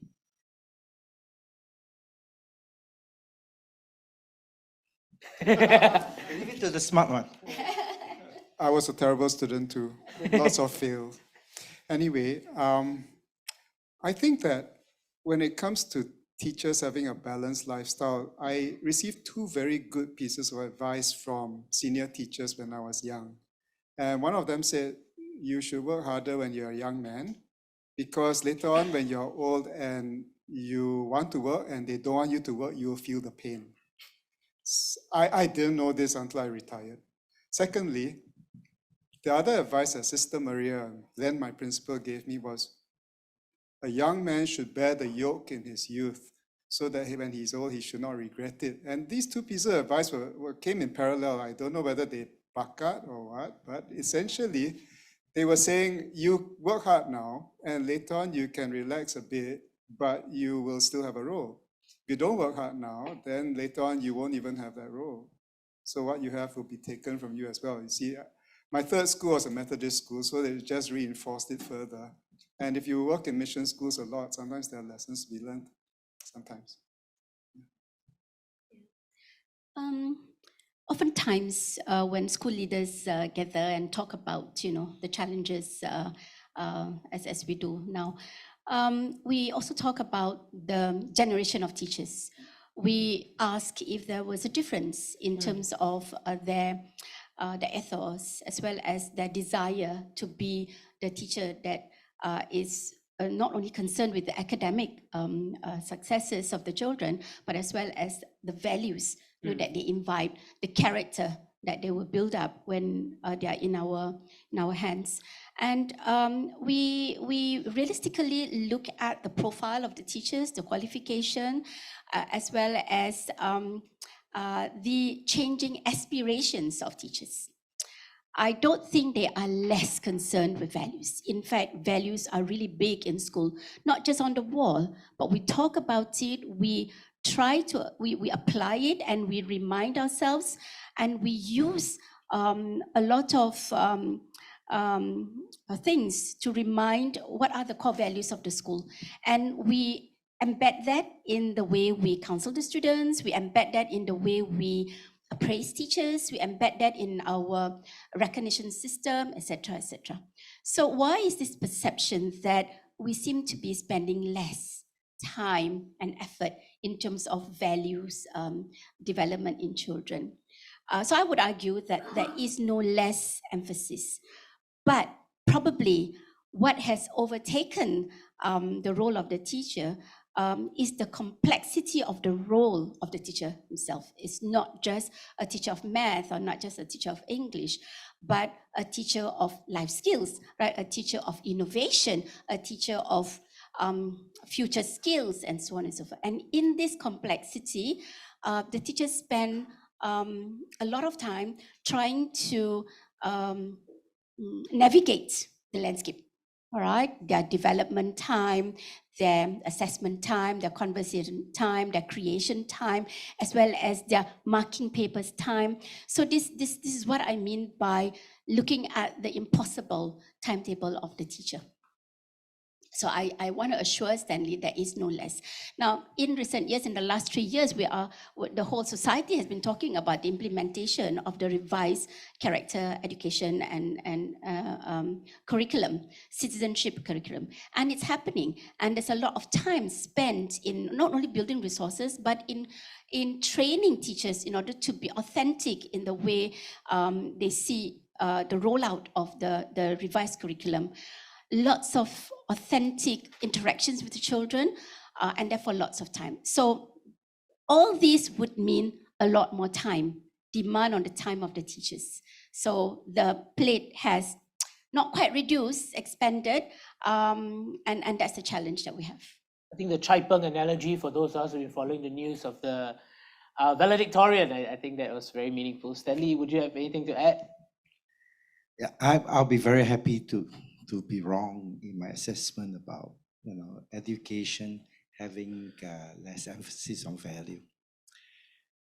Yeah, in sort of I have a lot of friends I know who work very hard and trying to achieve a lot and trying to own a lot. But I always remind my friends that you got to decide whether you are the master of your assets or the asset is your master. And very often the asset becomes the master. And that applies to teaching too. When you try to measure yourself based on the measurable, where the most important part of your work is the unmeasurable, you can let the process overtake the mission. And I'm not trying to say that the teachers lack the effort of trying to do that, but they have been forced into a focus that does lead them to produce the right kind of result that should be given. Thank you. I think we have questions from the floor. I see we have Chan Hung, Vishwa, but could we have some microphones being passed around? So maybe Chan Hung first and then Vishwa. Could you all please use the microphones when asking your questions so that our audience from Zoom can hear? Here. Sorry, yeah, the gentleman there. Hi, very good morning. My name is Chan Hong. I work in a policy advisory firm. I have two questions that I'd like to open up to the panelists, as well as Charleen and Aaron. The first one is, I think some of you talk about space, right? So rental flats, kids living in a very cramped housing environment, one room rental or smaller. So would you think that this would sufficiently address and arrest the issue about inequality if you make housing a minimum size? So like a minimum wage, say a 3-room flat, to be the minimum size for rental. Do you think that would address some of these issues that we talk about, on inequality, on education? If not, why not? right? The second question I have, I think it's pretty much based on what all of you have discussed. I mean, for me, I'm not in education, but it sounds like there are two issues here, right? So one is what kind of support that you gave to low-income, vulnerable kids, to help them uplift their education pursuits, right? So whether it's subsidies or guidance and assistance and so on, right? And I think the other side of the coin is about what may be some of the existing systems that we have or policies that actually help to entrench the benefits of the well-to-do families, right? So I think you talk about mission, maybe not mission schools, but elite schools, right? And how that system kind of encourage the well-to-do families to be even better well-to-do, right? For their offsprings. Myself, I'm wondering whether what would be other potential areas that potentially could have further help to help them to entrench their advantages, like maybe the scholarship system, right? So the fact that you have a lot of bursaries to the needy families, do you even still need scholarship system? Because at the end of the day, the majority of those who end up being scholarship recipients are from well-to-do families, right? So maybe a question to all of you, like, are there potentially other kind of policies or programs that we have in Singapore that actually help to entrench the benefits that well-to-do families continue to get for their kids and the next generation? So these are two questions. Thank you. Thank you very much, Anung. Would you like to quickly answer some of these questions? Actually, I prefer to not look at the things that entrench the benefits of the high income, but rather the difficulties of bringing the lower income and the more challenged families to be up to speed to the high income. And this is about not only in terms of resources, no table, squeeze into how many people in the room to sleep, etc. It's not just physical, but the whole ecosystem in the family, the conversation, the quality of conversation, the what they talk about, what they are stressed about, what their entire lives focus on solving the kind of problems that they have, which are really difficult problems, day-to-day problems, not long-term. The conversations between husband and wife are not necessary, not suspiciously about independence and about politics and about intelligence and future 21st century skills. But it's about, if I don't go grab today, that means lunch tomorrow is not going to be there, right? So the conversations between the parents, the conversation with the children are not the conversations that you would say lend itself to inventive thinking and critical thinking. But what is more worrying is, if knowing this is so, how do we then provide them that ecosystem in order to compensate the lack or the absence of such quality conversations that would open up their minds and that would stretch their thinking ability? And in schools, we have a lot of programs, but I think there is a conversation to be had among teachers on how we can be spending a little bit more on looking at the segment of students who are not even ready for project work at the level where the mass of the student population is. So there is a lot of effort that must be upstream before you get to the level where the mass programs of enrichment, project work, innovation, makerspace, etc., can benefit these children. There's a lot of work to be done before they reach the level where such mass programs can be done. I think sometimes you make assumptions of the foundational strength. Before we go to a few questions, a few more questions I see coming from the floor and online. Quickly, maybe both Stanley and Alistair, any perspectives in terms of what we could do to get rid of some of these entrenched privileges for those from better off families? I mean, the moving of ACS to Tengah is certainly one such attempt at trying to address some of this inequality. Maybe both of your quick thoughts on that. Stanley first, maybe?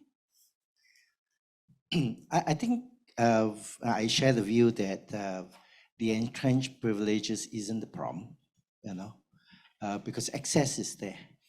The difficulty today is helping those from the subsector of those who are trapped in poverty leverage as much as they can from the access to the system. So that require a whole host of tools that is needed. So I won't try and answer all of them, or we'll be here all day. But I just want to give one perspective that as much as we need many tools, it's the application of the tools that are critical. Do we apply the tool that bring about empowerment to those we are helping, or creating a sense of dependency, therefore they can't do it themselves? I think if you can empower people, they are able to cope. The human being is very adaptable. Thank you. Do we teach them to fish or give them a fish? Alistair, any perspectives? Because we have one more question at Chung Hoon's part that I would like answered to. I think that spreading out the schools to the further reaches of our civilized polity is a good idea. I think ACS moving to Tengah is a good move. I think that elite schools should be spread out as far apart as possible. I think that this is because if you look at, oh, it's Bukit Timah, all the good schools are there. Therefore, I will pay $10 million for a semi-detached house, and I will live there, and so my kids will all go there. Well, if there are good schools everywhere in Singapore, then it will even out the gradient. And so you won't have these huge inequalities between one region and another, perhaps. Thank you. I think very quickly, there was a question about minimum housing size that we have not gotten to. So I'm going to very quickly ask each of our panelists, and I think both Charleen and Aaron, so please chime in if you have a perspective. Yes or no, would a minimum size for our housing, especially our rental housing, make a difference to the lived experience? Quick answer. Not going to demand yes or no like some people do, but quick one. I think the issue is not about having a minimum size, a housing size, but it's about creating the right environment, right, for the student to study. And this reminds me of my NIE colleague's work, Lo Chin Yi, right? She's been studying the design spaces of libraries in schools, right? I think this could be a way forward for low-income families who do not come from very friendly home environment.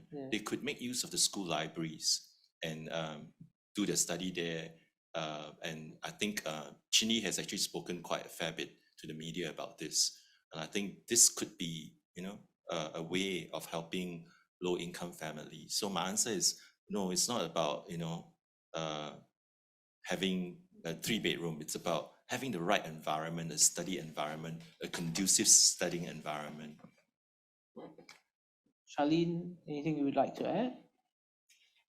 I think like the assumption in the question that education is very interconnected with many other things is the right assumption. So I set out to ask questions about education to these families, and then ended up telling me about space, and they're telling me about hunger, like they don't have enough food to eat, so they're hungry.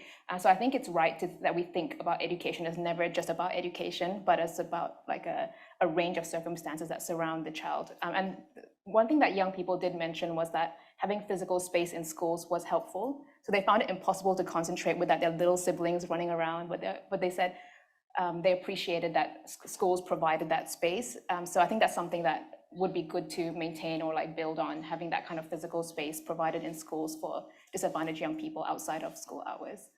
Thank you, Charleen. Anything from our panelists on that topic of minimum physical space? Stanley. I'll say something. Short answer to you is yes. I'm a Simpex boy, so I can follow rules, It's not that bad at school. And I wanted to sort of just comment that I think if I have been placed into an ACS or RI at a time when this late 60 and early 70, it would have destroyed me. I'll feel like a real failure. So don't think that it's suitable for everyone. Everyone is different.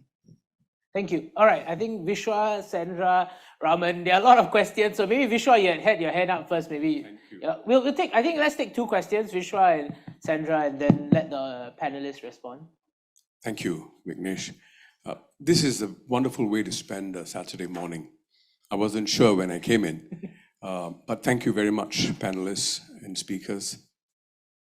I don't think we can fix all the problems with the meritocracy issue. It's the best of the inefficient systems, ineffective systems we have in the world. So let's not throw the baby out with the bathwater. Let's try and make the best of it, and which is why I like the sentiment expressed by Stanley. you know. The government has emphasized that we should equalize opportunities, not outcomes. I don't disagree with that. I think, on the other hand, we should dignify outcomes. I think that's important. And what do I mean by dignify outcomes? We need to give dignity to people regardless of the outcome, in spite of the outcome, because of the outcome. You know, in that regard, I think one of the most important things that needs to happen in schools is young people should be socialized to understand, empathize, admire, respect, love people who are different from them. And that can only come about when you increase interaction, meaningful interaction. And very often the meaningful interaction takes place in schools. Which is why, Alistair, I love your point about mission. Which is why I'm really wondering why I'm saying this. I have great admiration for SGI.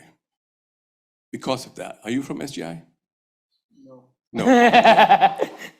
I'm from RI. So we're arch enemies. That's why I'm wondering why I'm saying this, right? You see, in RI, you have very similar people. We all come from a band of academic performers. But when you look at SGI, you've got Aikia, you've got gangsters, you've got fellas who don't do very well academically, then you've got the brilliant guys. And they all work together. I have great admiration. Some of my best friends are from SGI.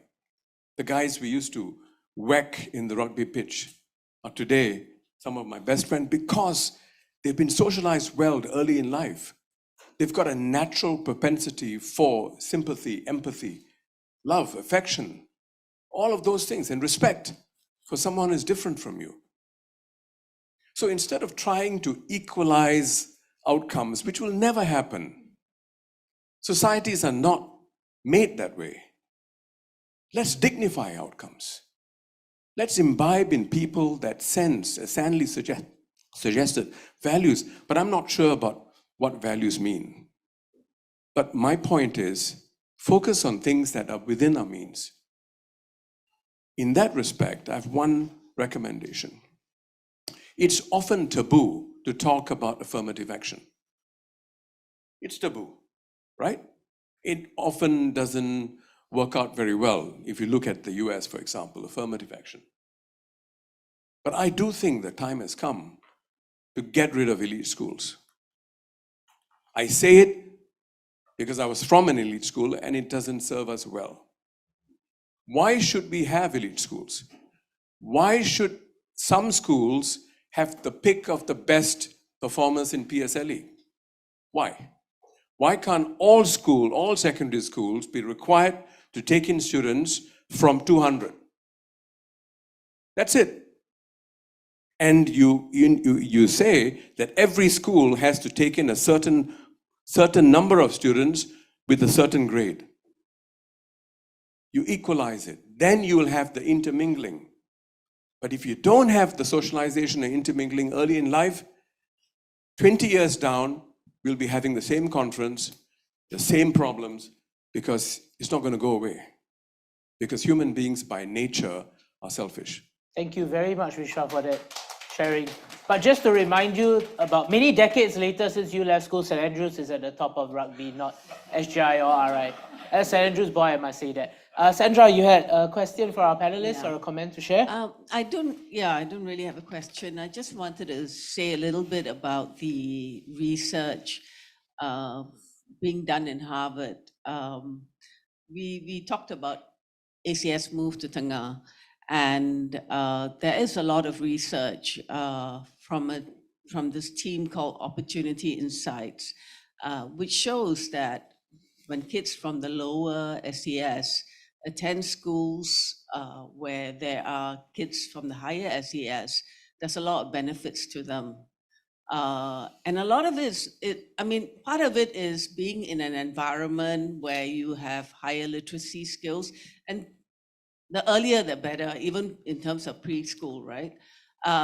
Better language spoken, numeracy skills, but really what makes the difference is that their aspirations rise. You know, the kids around them want to do well in life. Their parents have higher expectations of them. And as a result, their own aspirations rise. I recently met up with Adrian Tan, a teenage textbook lawyer. He wrote a blog once saying that the best thing that happened to him was his mom picked up his name out of the ballot for ACS primary. He used to live in a 3-room flat. He wasn't poor, but he was poor.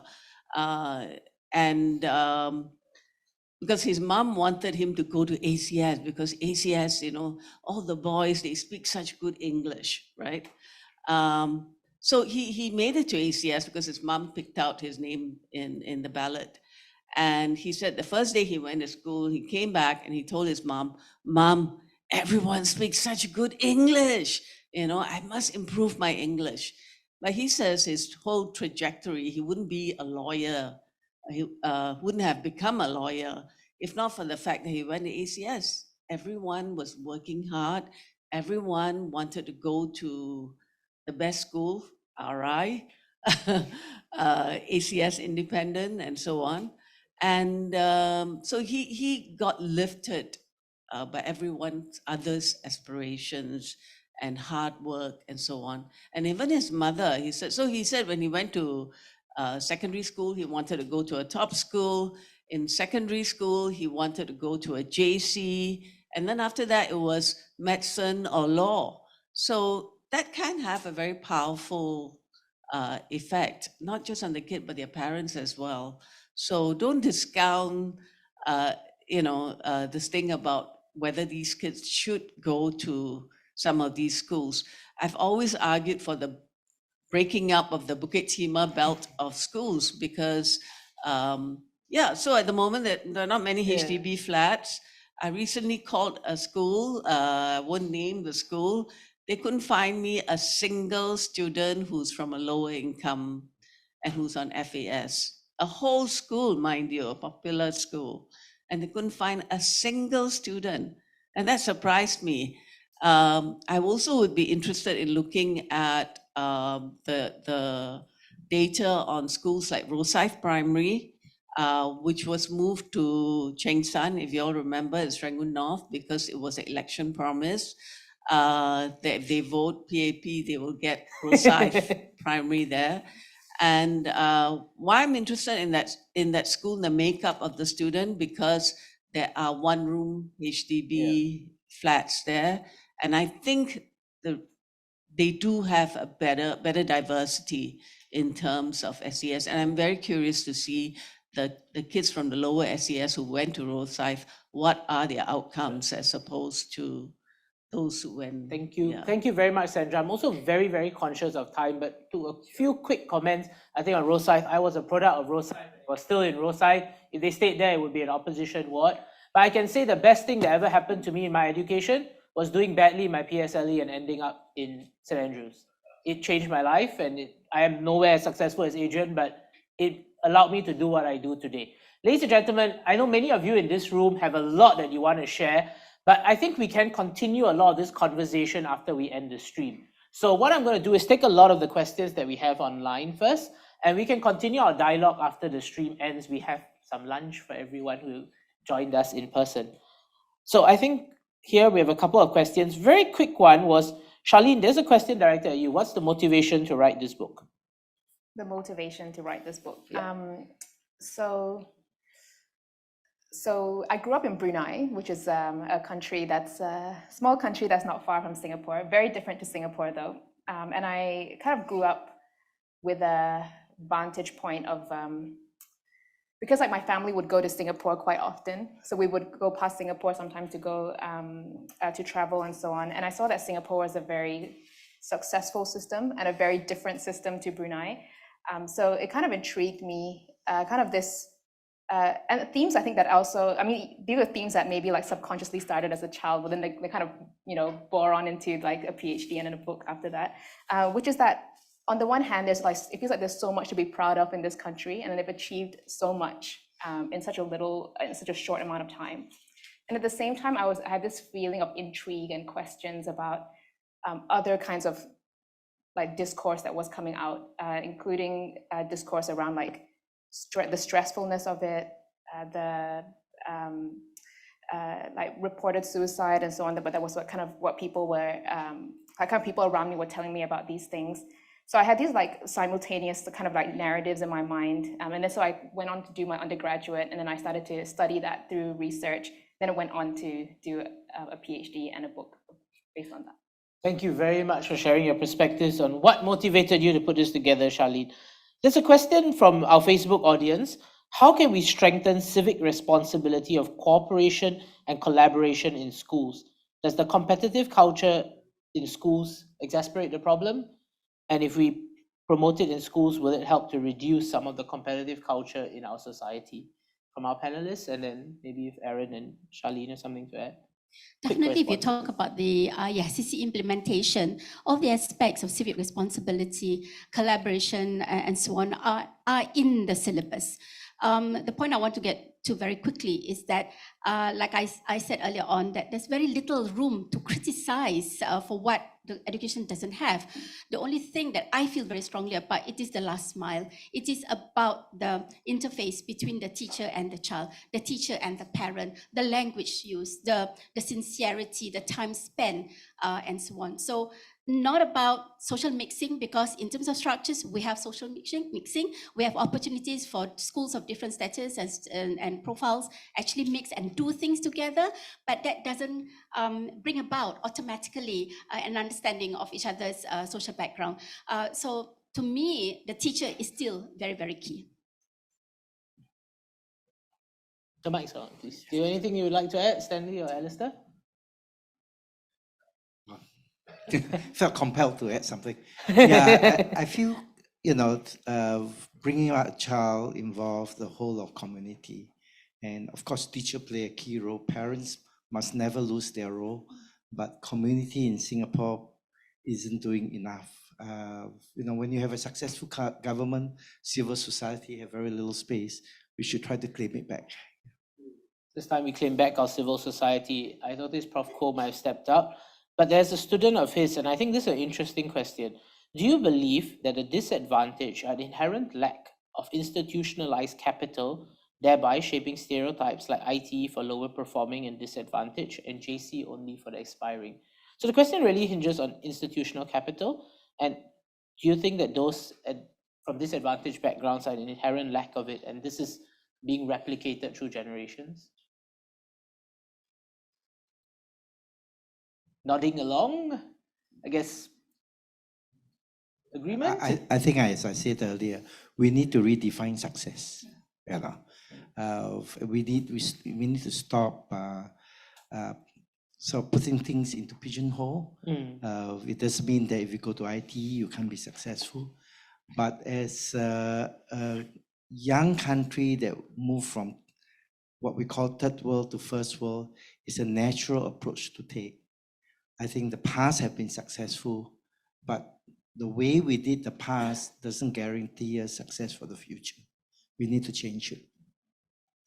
I want to quickly say that if the attitude from the school and from the parents surrounding the idea that we have the best education system in the world is like, there's not much room, or there's nothing wrong with the system, and teachers have that attitude, then we have a danger of then saying the responsibility is yours, therefore, right? There's not much more I can do. We have given you the best, therefore it is your responsibility to do this. And that, to me, is a very dangerous one, because it may lead to unknowingly us preparing those who are not leveling up for working class skill set, and therefore perpetuating and up the levels. It will never change. If the attitude is that the Singapore education system is the best, therefore I don't need to question it as a parent, that is also very dangerous, because it will entrench the belief that, yeah, so it means that we have a good system, everything is done, but it's just me, it's just my children, it's just us, and we can't level up. So we have to be happy with where we are. So I think in both ways, that attitude is really, really quite dangerous. Do we have any other opinions to add on that before I move to the Well, I think last few that questions? there is a role for the state to play in evening things out. And I think that some tension can be preserved. Just now you said, let's eliminate elite schools. I think there will always be an elite, and I think they will always find a space for themselves because they have the power and wealth to do it, and you're not getting rid of that anytime soon. But what I feel is that the government is a very powerful counterweight to that in some ways. And if they encourage that kind of counterweighting, it will help. So for example, we've seen schools like Bukit Panjang Government High School. We've seen many of the primary schools or the less well-known schools in neighborhoods suddenly become the big school in that neighborhood. Look at Henry Park. Suddenly, and there is a school with a reputation. But along the way, little manipulations like that are actually counter manipulations against the elite. It's a very delicate dance that urban city-state type societies play, because we are the last remaining full city-state in the world, The others are Monaco and Vatican City, or they are satellites of the PRC these days. So if you look at it, it's not easy to keep a city-state going. It's not easy to make a national city-state going.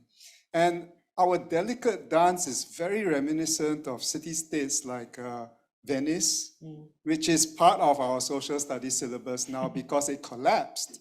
And I hope that our government is able to dance that dance well enough to keep the churn going so that people are always able to find an advantage, able to find their way up into success. It's difficult to flatten it completely, because if you flatten it completely, any science teacher will tell you that no chemical reaction can occur. There's no delta. There has to be a bit of a delta, and there has to be enough incentive, enough assistance for people to make that delta, that activation energy, which allows a reaction to proceed. So maybe not so elite schools, but still there will be. Yeah. Thank you, Alistair. Okay, I think we have one last very interesting question online, and I think we'll take two closing questions from the audience. I'm going to ask the last question on behalf of one of our online guests, and I apologize if I paraphrase it a little bit inaccurately. But the question is about mental health, and I know we as a team before today's session spoke extensively about this. Mental health for our students. Are we doing enough in our schools? Can more be done? And especially for those from challenged backgrounds. They do not have resources, and access to mental health is very costly in Singapore. What more can we do to help them? Okay, you're looking at me, and because it's in school. The answer to the question is, are we doing a lot? Yes. Are we doing enough? No. And again, it's not resources, and it's not about that. It is a whole complex gamut of things, of the timetable, of the teacher capacity, of the teacher's commitment, of the parent support, of the availability of their time, the competition for their time, and the whole society's pressure on them to actually do well. In my former school, for example, the main stresses for the students in P5 are really their self-expectation. That is the main stressor for their high stress level. It's their self-expectation. And you know that self-expectation is an extension of their parents' expectation. And if that is the case, then there is no simple way of helping them with it, except for giving them the lived experiences that will take them away from believing that that's the only way that they can succeed. Thank you. Aaron? I just want to make a point about our current hot button issue about youth and mental health. I'm currently doing some work together with Daniel Goh and a few other collaborators from Australia. We are editing a special issue on mental health and education. And what we found is that I wouldn't want to say that, I'm not an expert on mental health, but I think there's a dominance of medicalized discourse about mental health, which we think it's overriding other possibilities of why our students are depressed or they cannot cope with life. Because I think there are deep underlying issues why our students are depressed or they are not coping well with life. You know, there could be so many reasons, right? But what it's being perpetuated in our system is that, okay, you are mental, let me send you to see a counselor. Okay, if you're still not well, we'll send you to see a psychiatrist. But I don't think this is the way it should go, because some of our students basically just need some attention. What they need could be some love and attention, right? They could be they could have many other issues, all right? They may not need to be medicalized, you know. So this is what my whole issue is, special issue is all about. It'll be coming out in later part in this year. Yeah. Thank you, Aaron, and do everybody keep a lookout for the special issue of the journal. I think there were some questions online. Unfortunately, we don't have the time today to answer. I think there are particularly some interest around the special education space in Singapore, the SPED space. I think maybe that can be a future conversation that we could reimagine. But I just want to give an opportunity to two people in the audience, Raman and Changda, who had, I think, quick comments and questions to share. So maybe just make it short so we could pass Raman a mic. Do we have a mic for Raman? No, we can't hear you on Zoom. Yeah. Hi, I'm Raman. Pleasure to be here.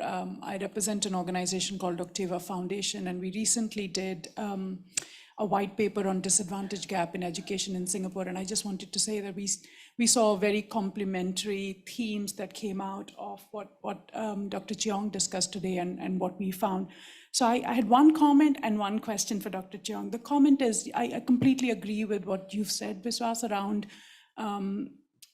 dignifying outcomes and equalizing the leveling field. There's a missing component around equity. And schools, just the default of being working towards an average and working towards an average cannot be an equitable system. So there's an inherent system issue there around how much can we work on equity. And therein lies the role of the community and what happens outside of the MOE systems of how do we create that equitable availability, equitable access to the available opportunities. So I think there's a whole piece around social and the communities that is under addressed right now to make the system really work for all. But I also wanted to just ask one question specifically, because parents is a really important lever, and you've had an opportunity, Dr. Chiong, to interview parents. And I wanted to get a context on, so what we found in our study is that there is a lack of aspiration, or there is a disparity in educational aspiration for children in parents who are coming from low income. Did that appear in your context? Because while they feel grateful for the education system, do they aspire for their children in that education system? Is a slightly different frame. And the second is the role of the parent as a co-educator, and that comes to the role of a parent outside of school. What happens around learning outside of school is an important role, because primary school, for example, ends at 1. There's a full day after that, almost, to be done. So what is the role of a parent as a co-educator, and can the target demographic that we're talking about today, how are we enabling them on this co-educator journey? And in COVID, they were probably the primary educators, right? All of our parents, we turned into primary educators over that school shutdown time.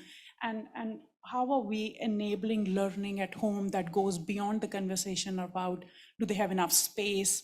Do they have enough books? But how do we enable this co-educator role that is outside of the MOE system? Thank you very much, Raman. Thank I you. cannot drag until 1 p.m. like a primary school or my Facebook Live. Charlene, you want to quickly answer the questions before we let... Sorry, so Changda's comments are related, so I'll just let Changda. Thank you. I think it's very related to what Raman has spoke about. I think there are two critical points that within the discussion, I think we probably needs to give a lot more attention to. But let me start with this a little bit thought-provoking quote by a certain person named George Santayana. He says, "A child educated only at school is an uneducated child." And we've talked a lot about, especially in Charlene's work and understanding this families, low economic background families in navigating with the school. But and that also relates to Stanley's point about rethinking what is success. I just have like three questions to sort of ponder upon. Are schools providing a comprehensive education beyond just the literacies and preparing students to get a job at the end of this? And how do parents, especially in this, perhaps Charlene can share a little bit more from your work dealing with these parents, how do they see the notion of education? Is it just going to school, or is there a much broader understanding of education? And that is fundamental for us to then redefine the question of success, right? What is then the end goal that parents from such background has?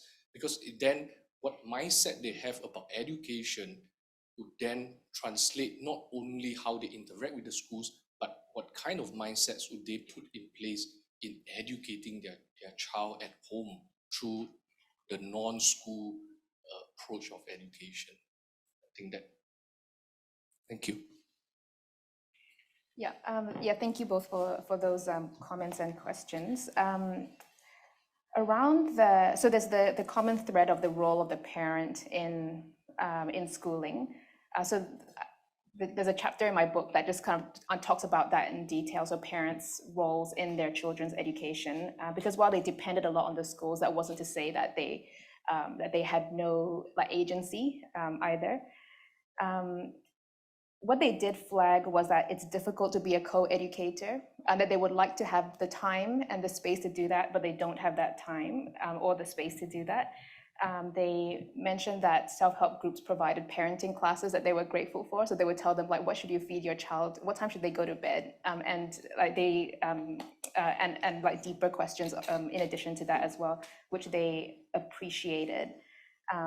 So I would say the desire to be a co-educator, like I saw in my data, but whether the kind of structures and conditions that they live in allow that to actually actualize is a different question. Around the aspirations question, at an abstract level, they had very high aspirations. They felt like education could help them go from earning $2,000 a month to $10,000 a month. So that was what one mother communicated to her child. So at the abstract level, they believed that education could do that. But when they talked at a more concrete level, they didn't want to go to JC. They didn't want to go to what is commonly understood as the most straightforward routes to junior college, because they could see upfront the challenges that they would face once they got into it. And there were comments around the meritocracy and the how we can not throw the baby out with the bathwater. And I like what you said, Viswa, about it's important that our system allows opportunity to rise, but even for those who don't rise, there's dignity of outcomes. And one way that there is dignity of outcome, that we can kind of foster dignity of outcomes, is through mingling, socializing, as you mentioned. One thing that I brought out in my book as well is the concept of interdependency. So meritocracy provides a more hierarchical frame of seeing society. It's perhaps one lens through which we can try to think about fairness. But another kind of frame that, maybe we could add another framework to our toolbox of thinking about fairness, which is the concept of interdependency, where we're kind of learning from each other and respecting each other, regardless of what kind of social class or any other kind of social background that we come from. Thank you very much, Charlene. Ladies and gentlemen, I am literally being inundated with messages being told that I need to stop this. So ladies and gentlemen, I think this is a very rich conversation. Please join me in thanking our panelists for sharing with us. Those of us in the room will continue the conversation after we finish the formalities online. So thank you very much to our three panelists, to Charleen and to Aaron, for their insights and their perspectives. Before we round up today's session, I'd like to invite the founder of Best of You, Seo Hong, to make his short closing remarks while maybe we'd like to go back to our seats. Thank you.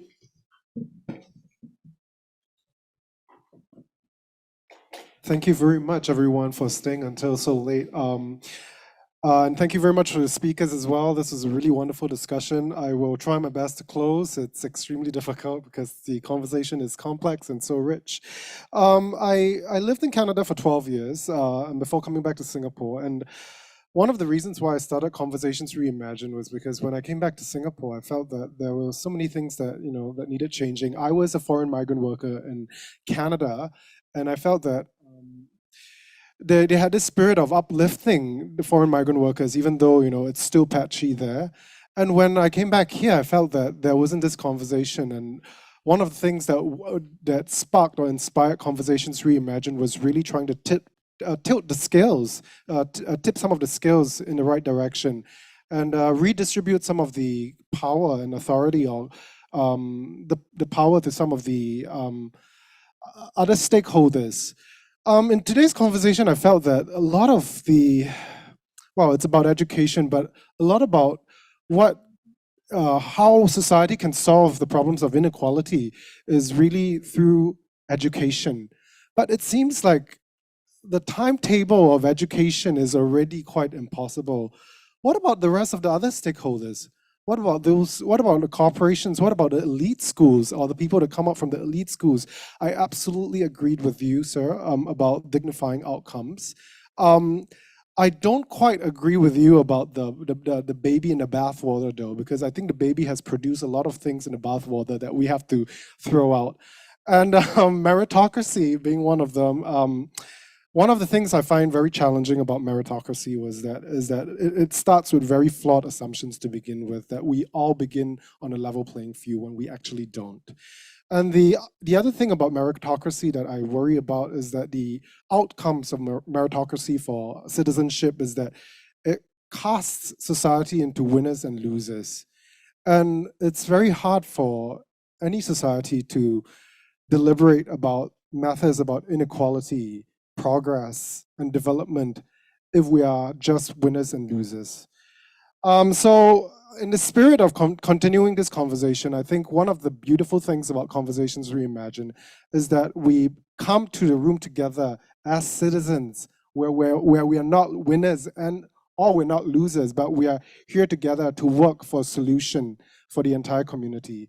So I want to thank the HEAD Foundation once again for this wonderful collaboration, and everyone here today as well for your contributions. Please continue this conversation because it's important for all of us. Thank you very much and have a wonderful day. Yes, long weekend. Thank you very much, Seo Hong. For those of you who are joining us online, unfortunately, I can't just let you go because we have a little surprise for everyone. But as we prepare the surprise, I think I'm going to take this opportunity to share a little bit of perspectives of what I've heard today, a little bit of our opinions. At the HEAD Foundation, our dialogue series is an important platform that we use to move the needle. We're not here to give all the solutions. We don't know all the solutions, neither do all the experts in this room. But collectively, can we create a better society for ourselves? Can we create a better society for our children and for future generations? And that's what we hope to do through the THF dialogues. And I think today's dialogue got us to think about a lot of issues that are important and meaningful to us, and issues that have been very well summarized. And now is that little gift that we're going to share with everyone. And it's going to appear on screen, I think, in a couple of seconds, or I'm going to look a bit foolish. But it's all right, looking foolish is not a bad thing. So ladies and gentlemen, this is the beautiful graphic recording of what we have discussed today. What are the ideas? What are the different challenges that we have faced, right? The invisibility of inequality, right? The many hands approach. What could we have done differently? An equal start. So ladies and gentlemen, for all those of you who are joining us online, we will be sharing this graphic recording with you. It will be sent to you via the email that will thank you and your EDM. Please do participate in the survey. Feel free to use these graphic recordings. Do acknowledge, of course, that this came from the partnership between the HEAD Foundation and the Best of You in the THF Dialogue and Conversations Reimagined series. But use it Use it to ponder, use it to think. Print it up, put it in your room. You get to see it. Look at my beautiful face too. But put it up, think about it, think about these issues. If you're an educator, what more can we do? If you're a parent, what can you do different? So as we move towards the end of today's session, I would like to just share a little bit. Like I said, my personal experience, one of the best things that happened to me was doing badly in my PSLE. I went to a very good school. I was very fortunate to come from a family of privilege that allowed me to go to an education in a very good primary school. But I didn't do well. I was one of the worst students in my class. I remember the day I collected my PSLE, I was bursting out in tears. I got sent to St. Andrews. I didn't think it was important what my fourth or fifth choice was. I thought I was just going to my first choice. But I ended up in St. Andrews. But it was the best 4 years of my life. But it got me to realize something. And I want to end today's session, especially for those of us who are joining, those of us today who participate in conversations like this, who are in a position to help move the needle, who have succeeded one way or the other. We're doing all right. We can think more deeply about these issues. But remember, not all of it is just our hard work and effort. There are many other external factors that helped us get to where we are. Not lest we forget that those who today are challenged are not because of the lack of trying. And we talk a lot about building a compassionate meritocracy. Compassion is very important, and compassion must be shown by those of us who have been fortunate. So I'm just going to end with a quote from The Tyranny of Merit by Michael Sandel. There, but for the grace of God, or the accident of birth, or the mystery of fate, go I. Remember that those of us who have been lucky and fortunate have to give back if we want to truly build a caring and compassionate society. Thank you very much for joining us, and good afternoon, ladies and gentlemen.